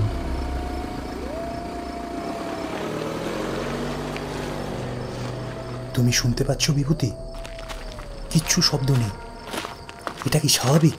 আমি মাথা নেড়ে বললাম, না, আমারও মনে হচ্ছে কিছু একটা ঘটতে চলেছে, বুঝলে? কারণ আমারও না গলাটা শুকিয়ে গেছে, কথা বলতে গিয়ে গলায় আটকে যাচ্ছে। ঠাকুরমশাই মাচার এক কোণে দাঁড়িয়ে, তার হাতে মশালটা জ্বলছে, তার আলো তার মুখে পড়ে একটা কঠিন ছায়া ফেলেছে। তিনি জঙ্গলের দিকে তাকিয়ে কিছু একটা বোঝার চেষ্টা করছেন। তার চোখ সরু, ভুরু কোঁচকানো। আমি সাহস করে বললাম, আচ্ছা ঠাকুরমশাই, এই নিস্তব্ধতার মানেটা কি? তিনি কোনো উত্তর দিলেন না, শুধু হাত তুলে আমাকে চুপ করতে বললেন। আপনি কি কিছু দেখেছেন? আমাদের বলুন না। কিন্তু ঠাকুরমশাই চুপ। তার এই নীরবতা আমার ভয় আরো বাড়িয়ে দিল। তিনি একজন অভিজ্ঞ মানুষ, জঙ্গলের গভীরতা তার কাছে অচেনা নয়। কিন্তু তিনি যখন কিছু বলছেন না, তখন মনে হচ্ছে আমরা যা দেখতে চলেছি তা আমাদের ধারণার বাইরে। কিছুক্ষণ নিস্তব্ধতার মধ্যে কাটল। আমি আর কিশোরী একে অপরের দিকে তাকাচ্ছি। আমাদের শ্বাসের শব্দই একমাত্র শোনা যাচ্ছে। হঠাৎ কিশোরী আমার হাত ধরে টেনে বলল, দেখো ওদিকে। জঙ্গলের গভীরে দূরে একটা আলো দেখা যাচ্ছে। আলোটা কাঁপছে, সম্ভবত মশাল। কিন্তু এই গভীর রাতে এই জঙ্গলে মানুষের উপস্থিতি কল্পনার বাইরে। আমার মাথা ঝিমঝিম করতে লাগলো। এটা কি? কে ওখানে? কে? আমি ফিসফিস করে বললাম, আমার ভয় করছে ভায়া। এটাই কি সেই জন্তু? ঠাকুরমশাই মশালটা হাতে নিয়ে বললেন, আমি ওদিকে যাচ্ছি, দেখতে হবে এটা কি। তার গলা শান্ত, কিন্তু তাতে একটা দৃঢ়তা আছে। আমি আর কিশোরী একসঙ্গে চেঁচিয়ে উঠলাম, আপনি একা যাবেন না ঠাকুরমশাই, আমরাও যাবো আপনার সঙ্গে। আমরা দুজন মাচার রেলিং ধরে তাকে আটকানোর চেষ্টা করলাম। আমার হাত কাঁপছে, কিশোরীর চোখে জল চিকচিক করছে। কিন্তু ঠাকুরমশাই আমাদের দিকে কঠিন চোখে তাকালেন। তোমরা দুজনে এখানে থাকবে, আমি যাচ্ছি, এটা আমার দেখা দরকার। আপনি যদি চলে যান ঠাকুরমশাই, তাহলে আমরা এখানে কি করব? আমাদেরও সঙ্গে নিয়ে চলুন ঠাকুরমশাই। আমি একা থাকতে পারবো না। কিন্তু ঠাকুরমশাই আমাদের কথায় কান দিলেন না। তিনি মাচার সিঁড়ি দিয়ে নামতে শুরু করলেন। নিচে পৌঁছে তিনি একটা ছোট্ট শিশি বের করলেন, তার মধ্যে মন্ত্রপুত জল। তিনি নিচু গলায় একটা মন্ত্র পড়লেন, ওম গ্রিং ক্লিং চামুন্ডায় বিচ্ছে। তারপর শিশি থেকে জল নিয়ে মাচার চারপাশে ছড়িয়ে দিলেন। জল মাটিতে পড়তেই একটা হালকা শীষ শব্দ হলো, যেন কিছু একটা জ্বলে উঠল। তিনি আমাদের দিকে তাকিয়ে বললেন, তোমরা দুজনে বাঁচায় থাকবে, নিচে নামবে না। যদি কোনো বন্য পশু আসে, বন্দুক ব্যবহার করবে। এই জল অশরীরী শক্তিকে আটকাবে, কিন্তু জন্তুকে নয়। সাবধানে থেকো। তার কথা শুনে আমার শিরদাঁড়া দিয়ে ঠান্ডা স্রোত বয়ে গেল। আমি বন্দুকটা হাতে তুলে নিলাম, কিন্তু আমার হাত ক্রমশ কাঁপছে। কিশোরী এবারে ফিসফিস করে বলল, তুমি চালাতে পারবে? হ্যাঁ, আমার ভীষণ ভয় করছে। আমিও এবারে ভয় পাচ্ছি, কিন্তু ঠাকুরমশাই যখন বলেছেন চেষ্টা করতেই হবে। ঠাকুরমশাই মশাল হাতে জঙ্গলের দিকে এগিয়ে গেলেন। তার ছায়া গাছের ফাঁকে মিলিয়ে গেল। আমরা দুজন মাচায় বসে রইলাম। চারদিকে নিস্তব্ধতা আমাদের যেন গিলে ফেলছে। দূরে সেই হলদে আলোটা এখনো জ্বলছে। আমার মনে হলো জঙ্গলের গভীরে কিছু একটা আমাদের দিকে তাকিয়ে আছে। বন্দুকটা হাতে শক্ত করে ধরলাম, কিন্তু ভয় আর উৎকণ্ঠা আমাকে ছেড়ে যাচ্ছে না। এই রাতে আমাদের জন্য কি অপেক্ষা করছে তা এখনও আমাদের অজানা। আমি আর কিশোরী উৎকণ্ঠায় ভরা মনে গাছের উপরে বসে আছি। চারপাশে গভীর জঙ্গল অন্ধকারে ঢাকা, আর আমাদের মাঝে একটা অস্বস্তিকর নীরবতা। মাঝে মাঝে এদিক ওদিক তাকিয়ে দেখছি কিছু চোখে পড়ে কিনা, কিন্তু কিছুই দেখতে পাচ্ছি না। ঠাকুরমশাই কিছুক্ষণ আগে জঙ্গলের গভীরে চলে গেছেন, আর তারপর থেকে তার কোনো খোঁজ নেই। তিনি অন্ধকারে মিলিয়ে গেছেন। যেন জঙ্গলটা তাকে গিলে নিয়েছে। সময় কতটা কেটে গেছে তা বোঝার কোনো উপায় নেই, কারণ এখানে ঘড়ি নেই আর সূর্যের আলোও নেই, শুধু গাছপালার ঘন ছায়া আর অন্ধকার। আমরা দুজন নিঃশব্দে বসে আছি, শুধু আমাদের নিঃশ্বাসের শব্দ ছাড়া আর কিছু শোনা যাচ্ছে না। হঠাৎ নিচে থেকে একটা শব্দ ভেসে এলো। গাছগুলো সামান্য নড়ে উঠল, যেন কিছু একটা তাদের মধ্যে দিয়ে চলেছে। আমি আর কিশোরী দুজনেই চমকে উঠলাম। শব্দটা যেদিক থেকে আসছে আমরা সেদিকে তাকালাম, কিন্তু অন্ধকারে কিছুই দেখা গেল না। আমার বুকের ভেতরটা ধকধক করতে লাগলো। কিশোরীর চোখেও ভয় দেখতে পেলাম। আমরা দুজনেই চুপ করে শুনছি, কিন্তু আর কোনো শব্দ হইল না। শুধু জঙ্গলের সেই অদ্ভুত নিস্তব্ধতা আমাদের ঘিরে রইল। এমন সময় হঠাৎ একটা চিৎকার কানে এলো, ঠাকুর মশাই! তার গলা চিনতে ভুল হয় না, তিনি যেন আমাদের ডাকছেন। তার কণ্ঠে আতঙ্ক আর আমাদের নাম মিশে আছে। আমার হাত পা ঠান্ডা হয়ে গেল। কিশোরীর দিকে তাকালাম, তার মুখ ফ্যাকাশে হয়ে গেছে। তিনি যে বিপদে পড়েছেন এটা স্পষ্ট। আমি কিছু বলার আগেই কিশোরী উঠে দাঁড়ালো। তার চোখে দৃঢ়তা, যেন সে সিদ্ধান্ত নিয়ে ফেলেছে। কিন্তু আমি তাকে বাধা দিতে গেলাম। আরে না না কিশোরী ভাইয়া, তুমি নেমো না, ঠাকুর মশাই বারণ করে গেছিলেন। আমাদের তো এখানেই থাকতে বলেছিলেন, তাই না? কিন্তু কিশোরী আমার কথা শুনল না। না ভাইয়া, ঠাকুর মশাই বিপদে আছেন মনে হয়, আমাকে যেতেই হবে। তুমি কিন্তু এখানেই থাকো, কোথাও যেও না, দাঁড়াও। এই বলে সে দ্রুত নিচে নামতে শুরু করলো। আমি তাকে থামাতে চাইলাম, কিন্তু তার জেদের কাছে আমি হার মানলাম। কিশোরী নিচে নেমে গেল। আমি একা গাছের উপরে বসে রইলাম। আমার মন বলছিল আমারও নামা উচিত। ঠাকুর মশাই আর কিশোরী দুজনের কথাই ভাবছি। আমি নামতে গেলাম, কিন্তু হঠাৎ কি মনে হলো থমকে দাঁড়ালাম। জঙ্গলের অন্ধকার আমাকে যেন টানছে, আবার ভয়ও দেখাচ্ছে। আমি আর নামলাম না। কিশোরী শব্দের দিকে এগিয়ে গেল। হঠাৎ ঠাকুর মশাইয়ের চিৎকার বন্ধ হয়ে গেল। চারপাশ আবার নিস্তব্ধ। আমার বুকের ধুকপুকুনি বাড়তে লাগলো। আমি ডাকলাম, ঠাকুর মশাই, কিশোরী! কিন্তু কোনো উত্তর এলো না। তারপরই একটা ভয়ানক শব্দ শুনতে পেলাম, কোনো একটা জন্তুর গর্জনের মতো, গভীর আর ভয়ঙ্কর। আমার শির দ্বারা দিয়ে শীতল স্রোত বয়ে গেল। তার সঙ্গে কিশোরীর একটা অস্পষ্ট আওয়াজ ভেসে এলো, যেন সে চিৎকার করতে চাইছে কিন্তু পারছে না। আমার আর ধৈর্য রইল না। ভয়কে জয় করে আমি নিচে নেমে পড়লাম। কিশোরী কি বিপদে পড়েছে? আর আর ঠাকুর মশাই বা কোথায়? আমি জঙ্গলের অন্ধকারে এগিয়ে গেলাম, মনে শুধু একটাই প্রশ্ন, তারা কি বেঁচে আছে? আমি নিচে নামলাম। জঙ্গলের ঘন অন্ধকার আমাকে গ্রাস করতে চাইল, কিন্তু আমার পায়ের নিচে শুকনো পাতার কর্কর শব্দ ছাড়া আর কোনো কিছুই শুনতে পেলাম না। প্রথমে হঠাৎ সামনে থেকে একটা গভীর গর্জন ভেসে এলো, যেন জঙ্গলের হৃৎপিণ্ড নিজেই ধুকফুক করছে। আমি থমকে দাঁড়ালাম। আমার চোখ অন্ধকারে সামান্য সয়ে এসেছিল। আর তখনই আমি তাকে দেখলাম, সেই জন্তুটাকে। জন্তুটা ছিল বিশাল, একটা দৈত্যাকার ছায়ার মতো। তার শরীরটা কালো পশমে ঢাকা, কিন্তু পশমগুলো এতই ঘন আর তেলচিটে যে অন্ধকারেও ঝকঝক করছিল। তার মাথাটা ছিল ভয়ঙ্কর, দুটো চোখ লাল আগুনের মতো জ্বলছে, যেন সে আমার ভেতরটা পর্যন্ত দেখতে পাচ্ছে। তার নাক দিয়ে গরম নিঃশ্বাস বেরোচ্ছে, আর মুখ থেকে দুটো বাঁকা ধারালো দাঁত বেরিয়ে আছে, যেগুলো চাঁদের আলোয় সাদা ঝকঝকে দেখাচ্ছিল। তার পেশিবহুল শরীরটা যেন শক্ত পাথরের মতো। সেই জন্তুটার প্রতিটা নড়াচড়ায় শক্তি ফুটে উঠছিল। লেজটা লম্বা, শক্ত, আর শেষে একটা কাঁটার মতো ধারালো অংশ। সে মাটিতে দাঁড়িয়েছিল না, সে বসেছিল কিশোরীর ওপর। কিশোরী মাটিতে পড়েছিল, তার হাত পা অসহায়ভাবে ছড়িয়ে আছে, তার মুখ ফ্যাকাশে, চোখ আধবোজা আর শরীরটা নিথর। জন্তুটা তার বুকের উপর একটা ভারী থাবা চেপে ধরে রেখেছিল আর অন্য থাবা দিয়ে মাটি আঁচড়াচ্ছিল।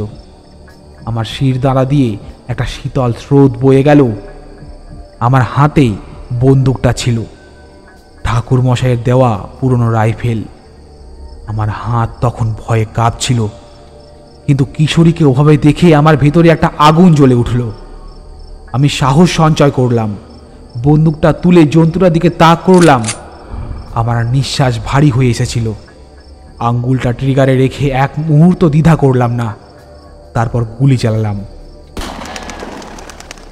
গুলির শব্দটা জঙ্গলের নিস্তব্ধতা ছিন্ন ভিন্ন করে দিল। গাছের পাতাগুলো কেঁপে উঠল, পাখিরা ডানা ঝাপটিয়ে উড়ে গেল। গুলিটা জন্তুটার কাঁধে গিয়ে লাগলো। আমি দেখলাম একটা কালো রক্তের ছিটে ছিটকে পড়ল, কিন্তু জন্তুটা ভয় পেল না। তার লাল চোখ দুটো আমার দিকে ঘুরে তাকালো, আর মুখ থেকে একটা গর্জন বেরিয়ে এলো, এত জোরালো যে আমার কান ঝাঝা করে উঠল। সে কিশোরীর ওপর থেকে উঠে দাঁড়ালো, তার বিশাল শরীরটা আমার দিকে ঘুরলো। আমি আরেকটা গুলি চালাতে গেলাম, কিন্তু তার আগেই সে ঝাঁপিয়ে পড়ল। তার গতি ছিল বজ্রের মতো, এক লাফে সে আমার কাছে চলে এলো। আমি পিছিয়ে যেতে চাইলাম, কিন্তু আমার পা যেন মাটিতে আটকে গেছে। তার হিংস্র দাঁত দুটো আমার চোখের সামনে ঝকঝক করে উঠল। আমি বন্দুকটা তুলে আঘাত করতে চাইলাম, কিন্তু তার থাবা আমার হাতে এসে পড়ল। একটা প্রচণ্ড ধাক্কায় বন্দুকটা ছিটকে পড়ল। তারপর সে আমার ওপর ঝাঁপিয়ে পড়ল। তার ভারী শরীর আমাকে মাটিতে চেপে ধরল। আমি তার গরম নিঃশ্বাস আমার মুখে অনুভব করলাম। তার দাঁত আমার কাঁধের কাছে এসে থামল। আমি চিৎকার করতে চাইলাম, কিন্তু গলা দিয়ে শব্দ বেরোলো না। আমার হাত পা ছটফট করছিল, কিন্তু তার শক্তি আমাকে অসহায় করে দিয়েছিল। আমার চোখের সামনে সব কিছু যেন ঝাপসা হয়ে এলো। জন্তুটার লাল চোখ দুটো যেন আমার ভেতরে ঢুকে পড়েছিল। আমার শরীরে একটা তীব্র যন্ত্রণা ছড়িয়ে পড়ল, আর তারপর ধীরে ধীরে আমার চোখগুলো বন্ধ হয়ে গেল। চারপাশের শব্দ মিলিয়ে গেল, জঙ্গলের গর্জন, পাতার শব্দ, সব কিছু। আমার মাথার ভেতরটা শূন্য হয়ে এলো। কিশোরীর মুখটা একবার মনে ভেসে উঠল, তারপর আবার সব কিছু অন্ধকারে ডুবে গেল। আমি জ্ঞান হারালাম। যখন আমার চোখ খুলল, আমি একটা অদ্ভুত শূন্যতার মধ্যে নিজেকে আবিষ্কার করলাম। আমার শরীরটা ভারী লাগছিল, যেন আমি কতক্ষণ ধরে স্বপ্নের জগতে ঘুরে বেড়াচ্ছি। চোখ মেলতেই দেখলাম ঠাকুরমশাই আমার মাথার কাছে বসে আছেন। তার মুখে গভীর উদ্বেগের ছাপ, চোখ দুটো গাঢ় আর ভারী। আমার চারপাশে জঙ্গলের সেই অন্ধকার এখনো ঘন হয়ে আছে, কিন্তু জন্তুটার কোনো চিহ্ন নেই। আমার মাথা ঝিমঝিম করছিল, শরীরে যন্ত্রণার একটা মৃদু ঢেউ বয়ে যাচ্ছিল। আমি উঠতে চাইলাম, কিন্তু ঠাকুরমশাই আমার কাঁধে হাত রেখে আমাকে শুয়ে থাকতে ইশারা করলেন। তিনি নরম কিন্তু গম্ভীর গলায় জিজ্ঞেস করলেন, কিশোরী কোথায়? তার কণ্ঠে একটা অদ্ভুত আকুলতা ছিল, যেন তিনি আমার উত্তরের ওপর অনেক কিছু নির্ভর করছে বলে মনে করেন। আমার গলা শুকিয়ে গিয়েছিল, ভয়ে আমার কণ্ঠ কাঁপছিল। তবুও আমি যতটা পারলাম স্পষ্ট করে সবটা বলতে শুরু করলাম। জন্তুটার কথা, তার ভয়ঙ্কর চেহারা, কিশোরীর ওপর তার আক্রমণ, আমার গুলি চালানো, আর তারপর সেই হিংস্র ঝাঁপ। আমার কথা শেষ হওয়ার সঙ্গে সঙ্গে ঠাকুরমশাইয়ের মুখ গম্ভীর হয়ে এলো, তার ভুরু কুঁচকে গেল, চোয়াল যেন শক্ত হয়ে উঠল। তিনি কিছুক্ষণ চুপ করে রইলেন, যেন গভীর চিন্তায় ডুবে গেছেন তিনি। তারপর তিনি আমার দিকে তাকালেন, তার চোখে একটা দৃঢ়তা ফুটে উঠল। তিনি বললেন, তুমি এখন বাড়ির দিকে যাও, শঙ্করের ঘরে গিয়ে আলমারির পেছনে দেখো, সেখানে একটা দরজা আছে। ওই দরজার ভেতরে একটা মূর্তি রয়েছে, সেই মূর্তিটা নিয়ে আসো। তার গলায় কোনো দ্বিধা ছিল না, যেন এটা একটা আদেশ। আমার মাথায় হাজার প্রশ্ন ঘুরতে লাগলো। আমি কোনো মতে বললাম, আগে আগে ঠাকুরমশাই, মূর্তি নিয়ে কোথায় আসব? ঠাকুরমশাই একটু থামলেন, তারপর বললেন, মূর্তি নিজেই তোমায় পথ দেখিয়ে দেবে। তার কথায় একটা রহস্যময় ভাব ছিল, যেন তিনি এমন কিছু জানেন যা আমার বোধের বাইরে। আমার মন কিশোরীর কথা ভেবে অস্থির হয়ে উঠল। আমি জিজ্ঞেস করলাম, কিশোরী কিশোরী তার কি হবে? সে কি বেঁচে আছে ঠাকুরমশাই? আমার গলায় ভয় আর আকুতি মিশে গিয়েছিল। ঠাকুরমশাই আমার দিকে তাকিয়ে একটু হাসলেন, যেন একটা আশ্বাসের হাসি। তিনি বললেন, কিশোরীকে আমি বাঁচিয়ে নেব, তুমি চিন্তা করো না। তার কথায় একটা অদ্ভুত প্রত্যয় ছিল, যেন তিনি জানেন কিভাবে এই অন্ধকার থেকে আলো বের করে আনতে হয়। আমি আর কিচ্ছু বলতে পারলাম না। আমার শরীর এখনো দুর্বল ছিল, কিন্তু ঠাকুরমশাইয়ের কথায় একটা অজানা শক্তি পেলাম। আমি ধীরে ধীরে উঠে দাঁড়ালাম। জঙ্গলের অন্ধকার আমাকে ঘিরে ধরল, কিন্তু আমি পিছনে না তাকিয়ে বাড়ির দিকে পা বাড়ালাম। আমার মাথায় শুধু একটাই চিন্তা, শঙ্করের ঘর, আলমারির পিছনের দরজা আর সেই মূর্তি। কিশোরীর জন্য আমার বুকের ভেতরটা মুচড়ে উঠছিল, কিন্তু ঠাকুরমশাইয়ের আশ্বাস আমাকে এগিয়ে যেতে বাধ্য করল। আমি জানি না সামনে আমার জন্য কি অপেক্ষা করছে, কিন্তু আমার পথ এখন স্পষ্ট। মূর্তিটা আমাকে খুঁজে বের করতে হবে। আমি জঙ্গলের মধ্য দিয়ে ছুটছিলাম। আমার পায়ের নিচে শুকনো পাতা আর ডালপালা মচমচ করে ভেঙে যাচ্ছিল, আর প্রতিটা শব্দ আমার কানে প্রতিধ্বনির মতো ফিরে আসছিল। জঙ্গলটা ঘন, গাছের ডালপালা একে অপরের সঙ্গে জড়িয়ে একটা দুর্ভেদ্য দেওয়াল তৈরি করেছিল। অন্ধকারে সামান্য চাঁদের আলো ঢুকছিল, যেটা পাতার ফাঁক দিয়ে ছড়িয়ে ছিটিয়ে মাটিতে এসে পড়ছিল। আমার নিঃশ্বাস ক্রমশ ভারী হয়ে আসছিল, বুকের ভেতরটা ধুকফুক করছিল। আমার শরীরে এখনও জন্তুটার আক্রমণের যন্ত্রণা লেগেছিল, কিন্তু আমি থামতে পারছিলাম না। ঠাকুরমশাইয়ের কথা, কিশোরীর জন্য উৎকণ্ঠা আর সেই মূর্তির রহস্য আমাকে এগিয়ে যেতে বাধ্য করছিল। জঙ্গলের বাতাস ঠান্ডা আর স্যাঁতস্যাঁতে। আমার ঘামে ভেজা শরীরে লেগে শীতল অনুভূতি হচ্ছিল। গাছের ডালে আটকে থাকা শিশির আমার হাতে পায়ে লাগছিল, আর কখনো কখনো কাটা ঝোপ আমার জামা কাপড় ছিঁড়ে দিচ্ছিল। আমি ক্রমশ দৌড়াচ্ছিলাম, কিন্তু মনে হচ্ছিল যেন জঙ্গলটা আমাকে ঘিরে ধরেছে, আমাকে আটকে রাখতে চাইছে। দূরে কোথাও একটা পেঁচা ডেকে উঠল। তার শব্দ জঙ্গলের নিস্তব্ধতাকে আরও ভয়ঙ্কর করে তুলল। আমার মাথায় একটাই চিন্তা, আমাকে ঘরে পৌঁছতে হবে যে করেই হোক। মূর্তিটা আমাকে খুঁজে বের করতেই হবে। কিশোরীর মুখ বারবার আমার চোখের সামনে ভেসে উঠছিল। তার ফ্যাকাশে মুখ, জন্তুটার থাবার নিচে তার অসহায় শরীর, আমার বুকের ভেতরটা মুচড়ে উঠছিল। আমি ব্যর্থ হতে পারি না। অবশেষে অনেকটা সময় পর আমি জঙ্গলের প্রান্তে পৌঁছলাম।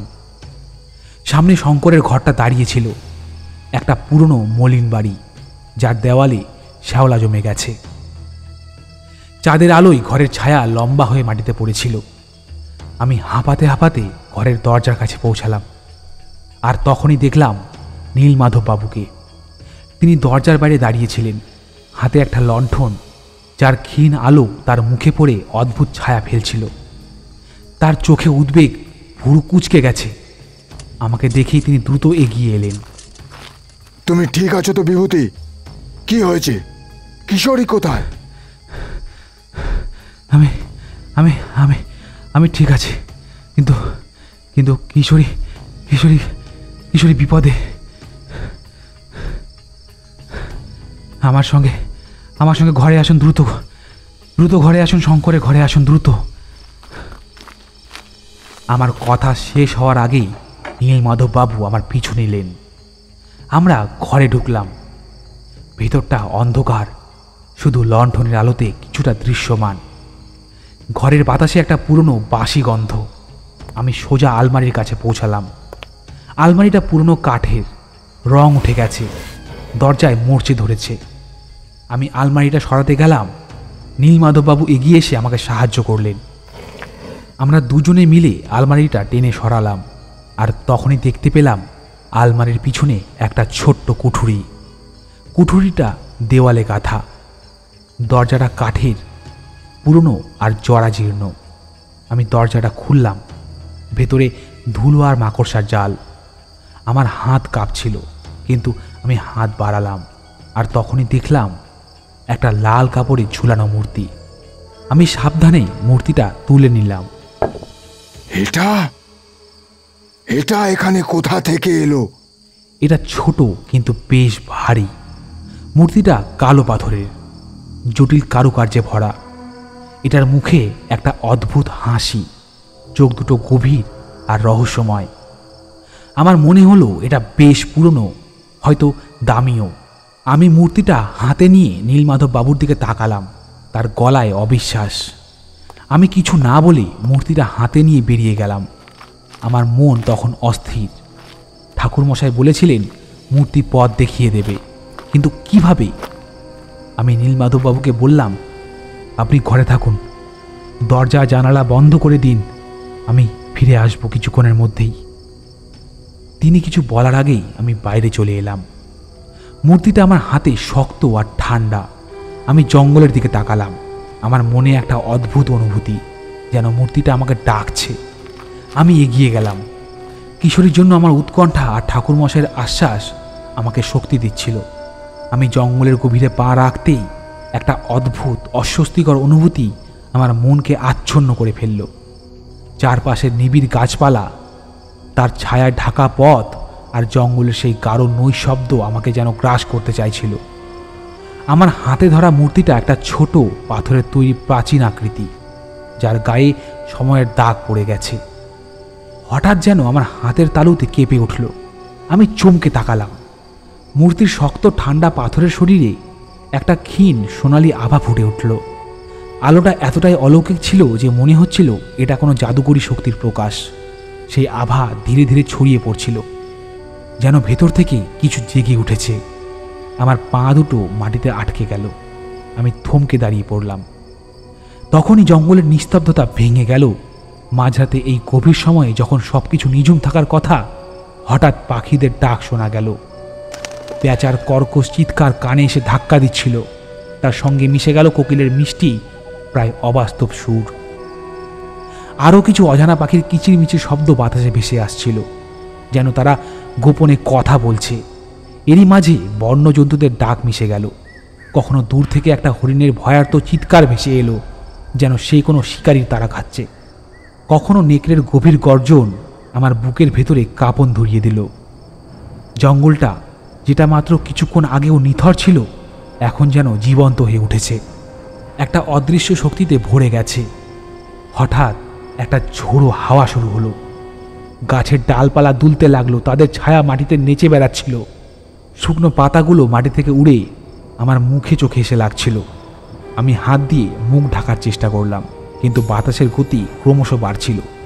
সেই মুহূর্তে মূর্তি থেকে একটা অদ্ভুত আলো বেরিয়ে আসতে লাগলো। আলোটা সোনালি ছিল, কিন্তু তার মধ্যে একটা গাঢ় রহস্যময় ছায়া মিশেছিল, যেন এটা কেবল আলো নয়, কোনো গোপন সত্তার প্রকাশ। আলোটা সোজা সামনের দিকে ছড়িয়ে পড়ছিল, জঙ্গলের অন্ধকার ভেদ করে একটা পথ তৈরি করছিল। আমার মাথায় ঠাকুরমশাইয়ের কথা ভেসে উঠল, মূর্তি পথ দেখিয়ে দেবে। আমার বুকের ভেতরটা যেন কেঁপে উঠল।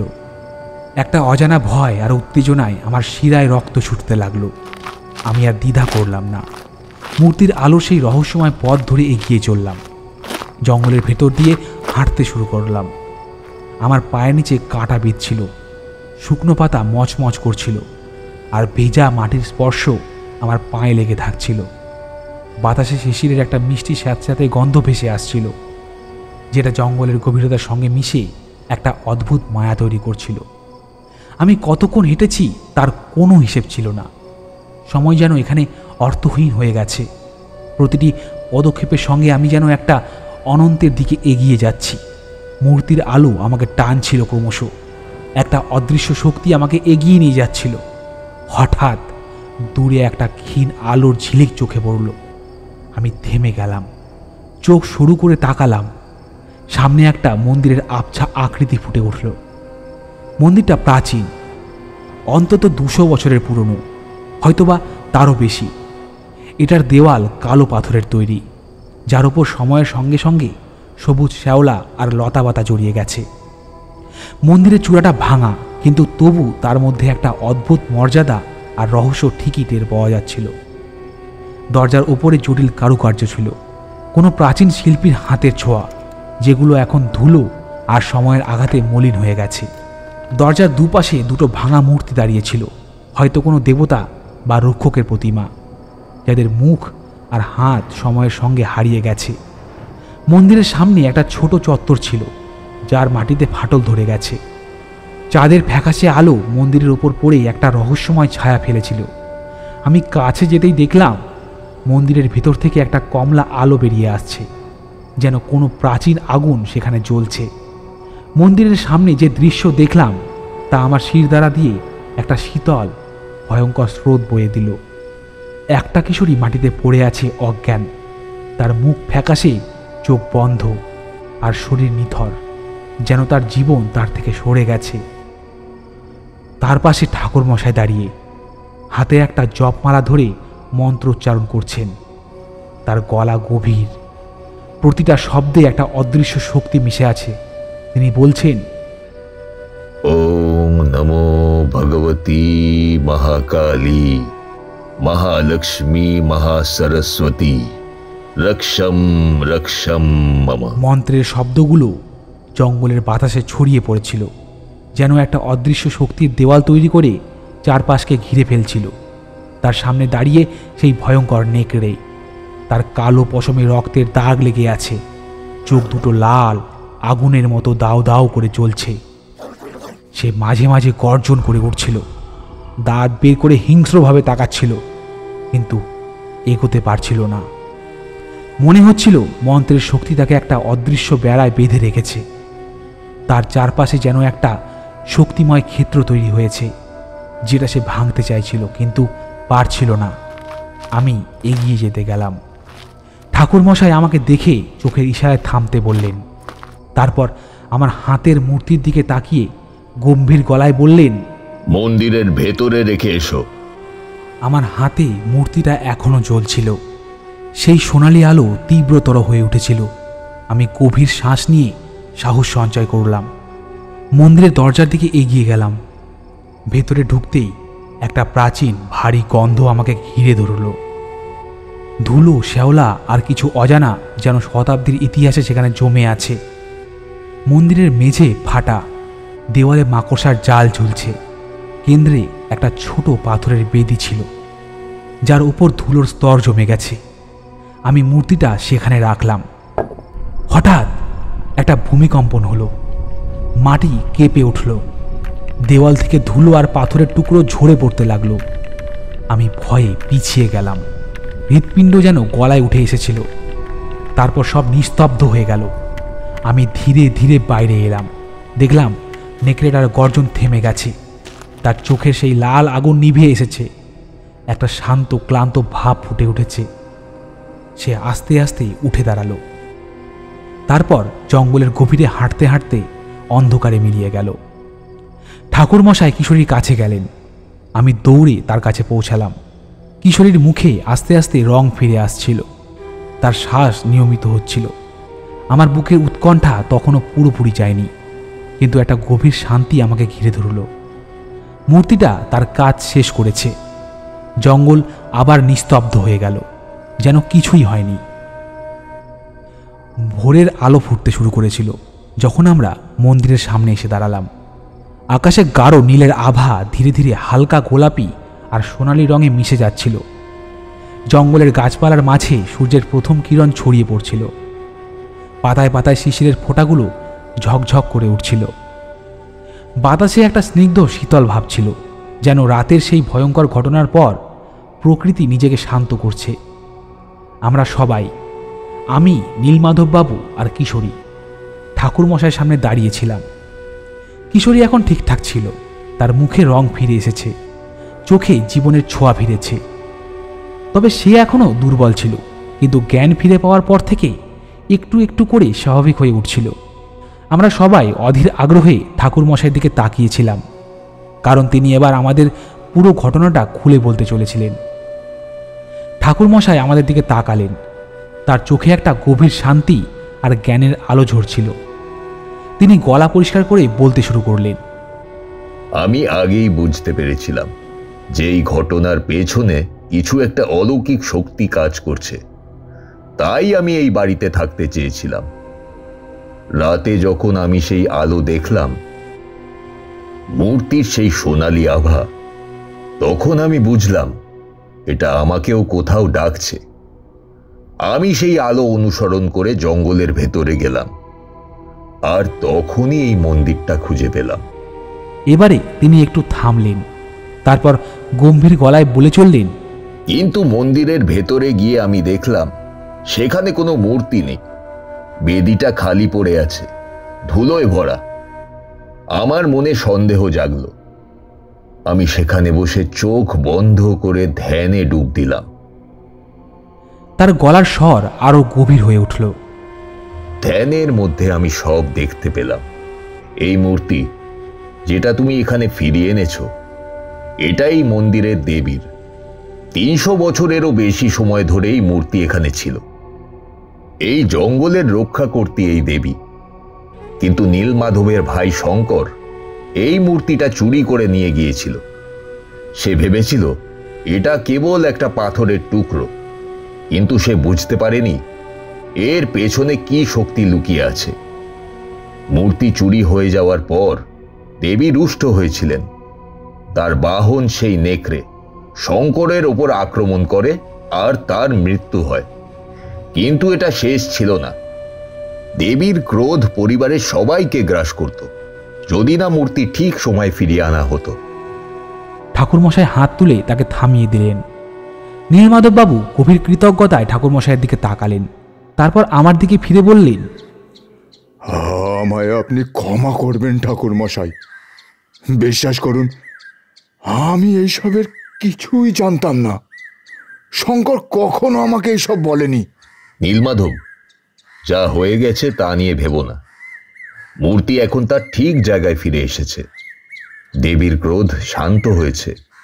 তোমার পরিবার এখন নিরাপদ। তোমাকে অনেক অনেক ধন্যবাদ বিভূতি। তুমি না থাকলে আমরা কেউই আজ বাঁচতাম না। আমি কিছু বলতে গিয়েও থেমে গেলাম। আমার ভেতরে একটা অদ্ভুত শান্তি ছিল, যেন আমি নিজেও এই ঘটনার একটা অংশ হয়ে গেছিলাম। আমরা বাড়ি ফেরার জন্য প্রস্তুত হতে লাগলাম। জঙ্গলের ভেতর দিয়ে ফেরার পথে সূর্য তখন পুরোপুরি উঠে গেছে। আকাশ পরিষ্কার নীলে ঝকঝক করছিল, আর দূরের পাহাড়ের চূড়ায় সাদা মেঘের আস্তরণ জমে উঠেছিল। গাছের পাতার ফাঁক দিয়ে সূর্যের আলো এসে মাটিতে সোনালি দাগ ফেলছিল। একটা ছোট্ট ঝর্ণার শব্দ কানে আসছিল। পাথরের ওপর দিয়ে জল বয়ে যাওয়ায় সেই মিষ্টি ছলছল শব্দ, জঙ্গলের মাটিতে ছড়িয়ে থাকা রঙিন ফুলগুলো, কিছু লাল, কিছু হলুদ, কিছু বেগুনি, সকালের হালকা আলোয় যেন হাসছিল। বাতাসে ফুলের হালকা গন্ধ মিশেছিল, আর দূর থেকে পাখির কলতান ভেসে আসছিল। প্রকৃতি যেন তার নিজের ছন্দে ফিরে এসেছে, যেন রাতের সেই ভয়ঙ্কর অধ্যায় কখনো ঘটেইনি। আমরা যখন জঙ্গলের শেষ প্রান্তে পৌঁছালাম, তখন পিছনে ফিরে তাকালাম। মন্দিরটা দূর থেকে আর দেখা যাচ্ছিল না, কিন্তু তার অস্তিত্ব আমাদের মনে গেঁথে গিয়েছিল। সূর্য তখন পাহাড়ের ওপর দিয়ে উঠে এসেছে, আর তার আলো জঙ্গলের সবুজ ছাউনির ওপর ছড়িয়ে পড়ছিল। একটা হরিণ দূরে দাঁড়িয়ে আমাদের দিকে তাকিয়েছিল, তারপর লাফ দিয়ে গাছের আড়ালে অদৃশ্য হয়ে গেল। আমি গভীর শ্বাস নিলাম। বুকের ভেতরটা হালকা লাগছিল। নীলমাধববাবু আমার কাঁধে হাত রেখে বললেন, চলো বাড়ি ফেরা যাক। আমরা পথ ধরে হাঁটতে শুরু করলাম। দূরে গ্রামের ধোয়া ওঠা চিমনিগুলো দেখা যাচ্ছিল, আর সামনে বিস্তৃত মাঠের ওপর সূর্যের আলো ঝকঝক করছিল। পেছনে জঙ্গলটা ধীরে ধীরে ছোট হয়ে আসছিল, কিন্তু তার রহস্য আর স্মৃতি আমার মনে চিরকাল থেকে যাবে। এটা শুধু একটা যাত্রা ছিল না, এটা ছিল একটা অলৌকিক অভিজ্ঞতা, যেটা আমাদের জীবনকে বদলে দিয়েছে। আকাশে এক ঝাঁক পাখি উড়ে গেল, তাদের ডানার শব্দ বাতাসে মিশে গেল।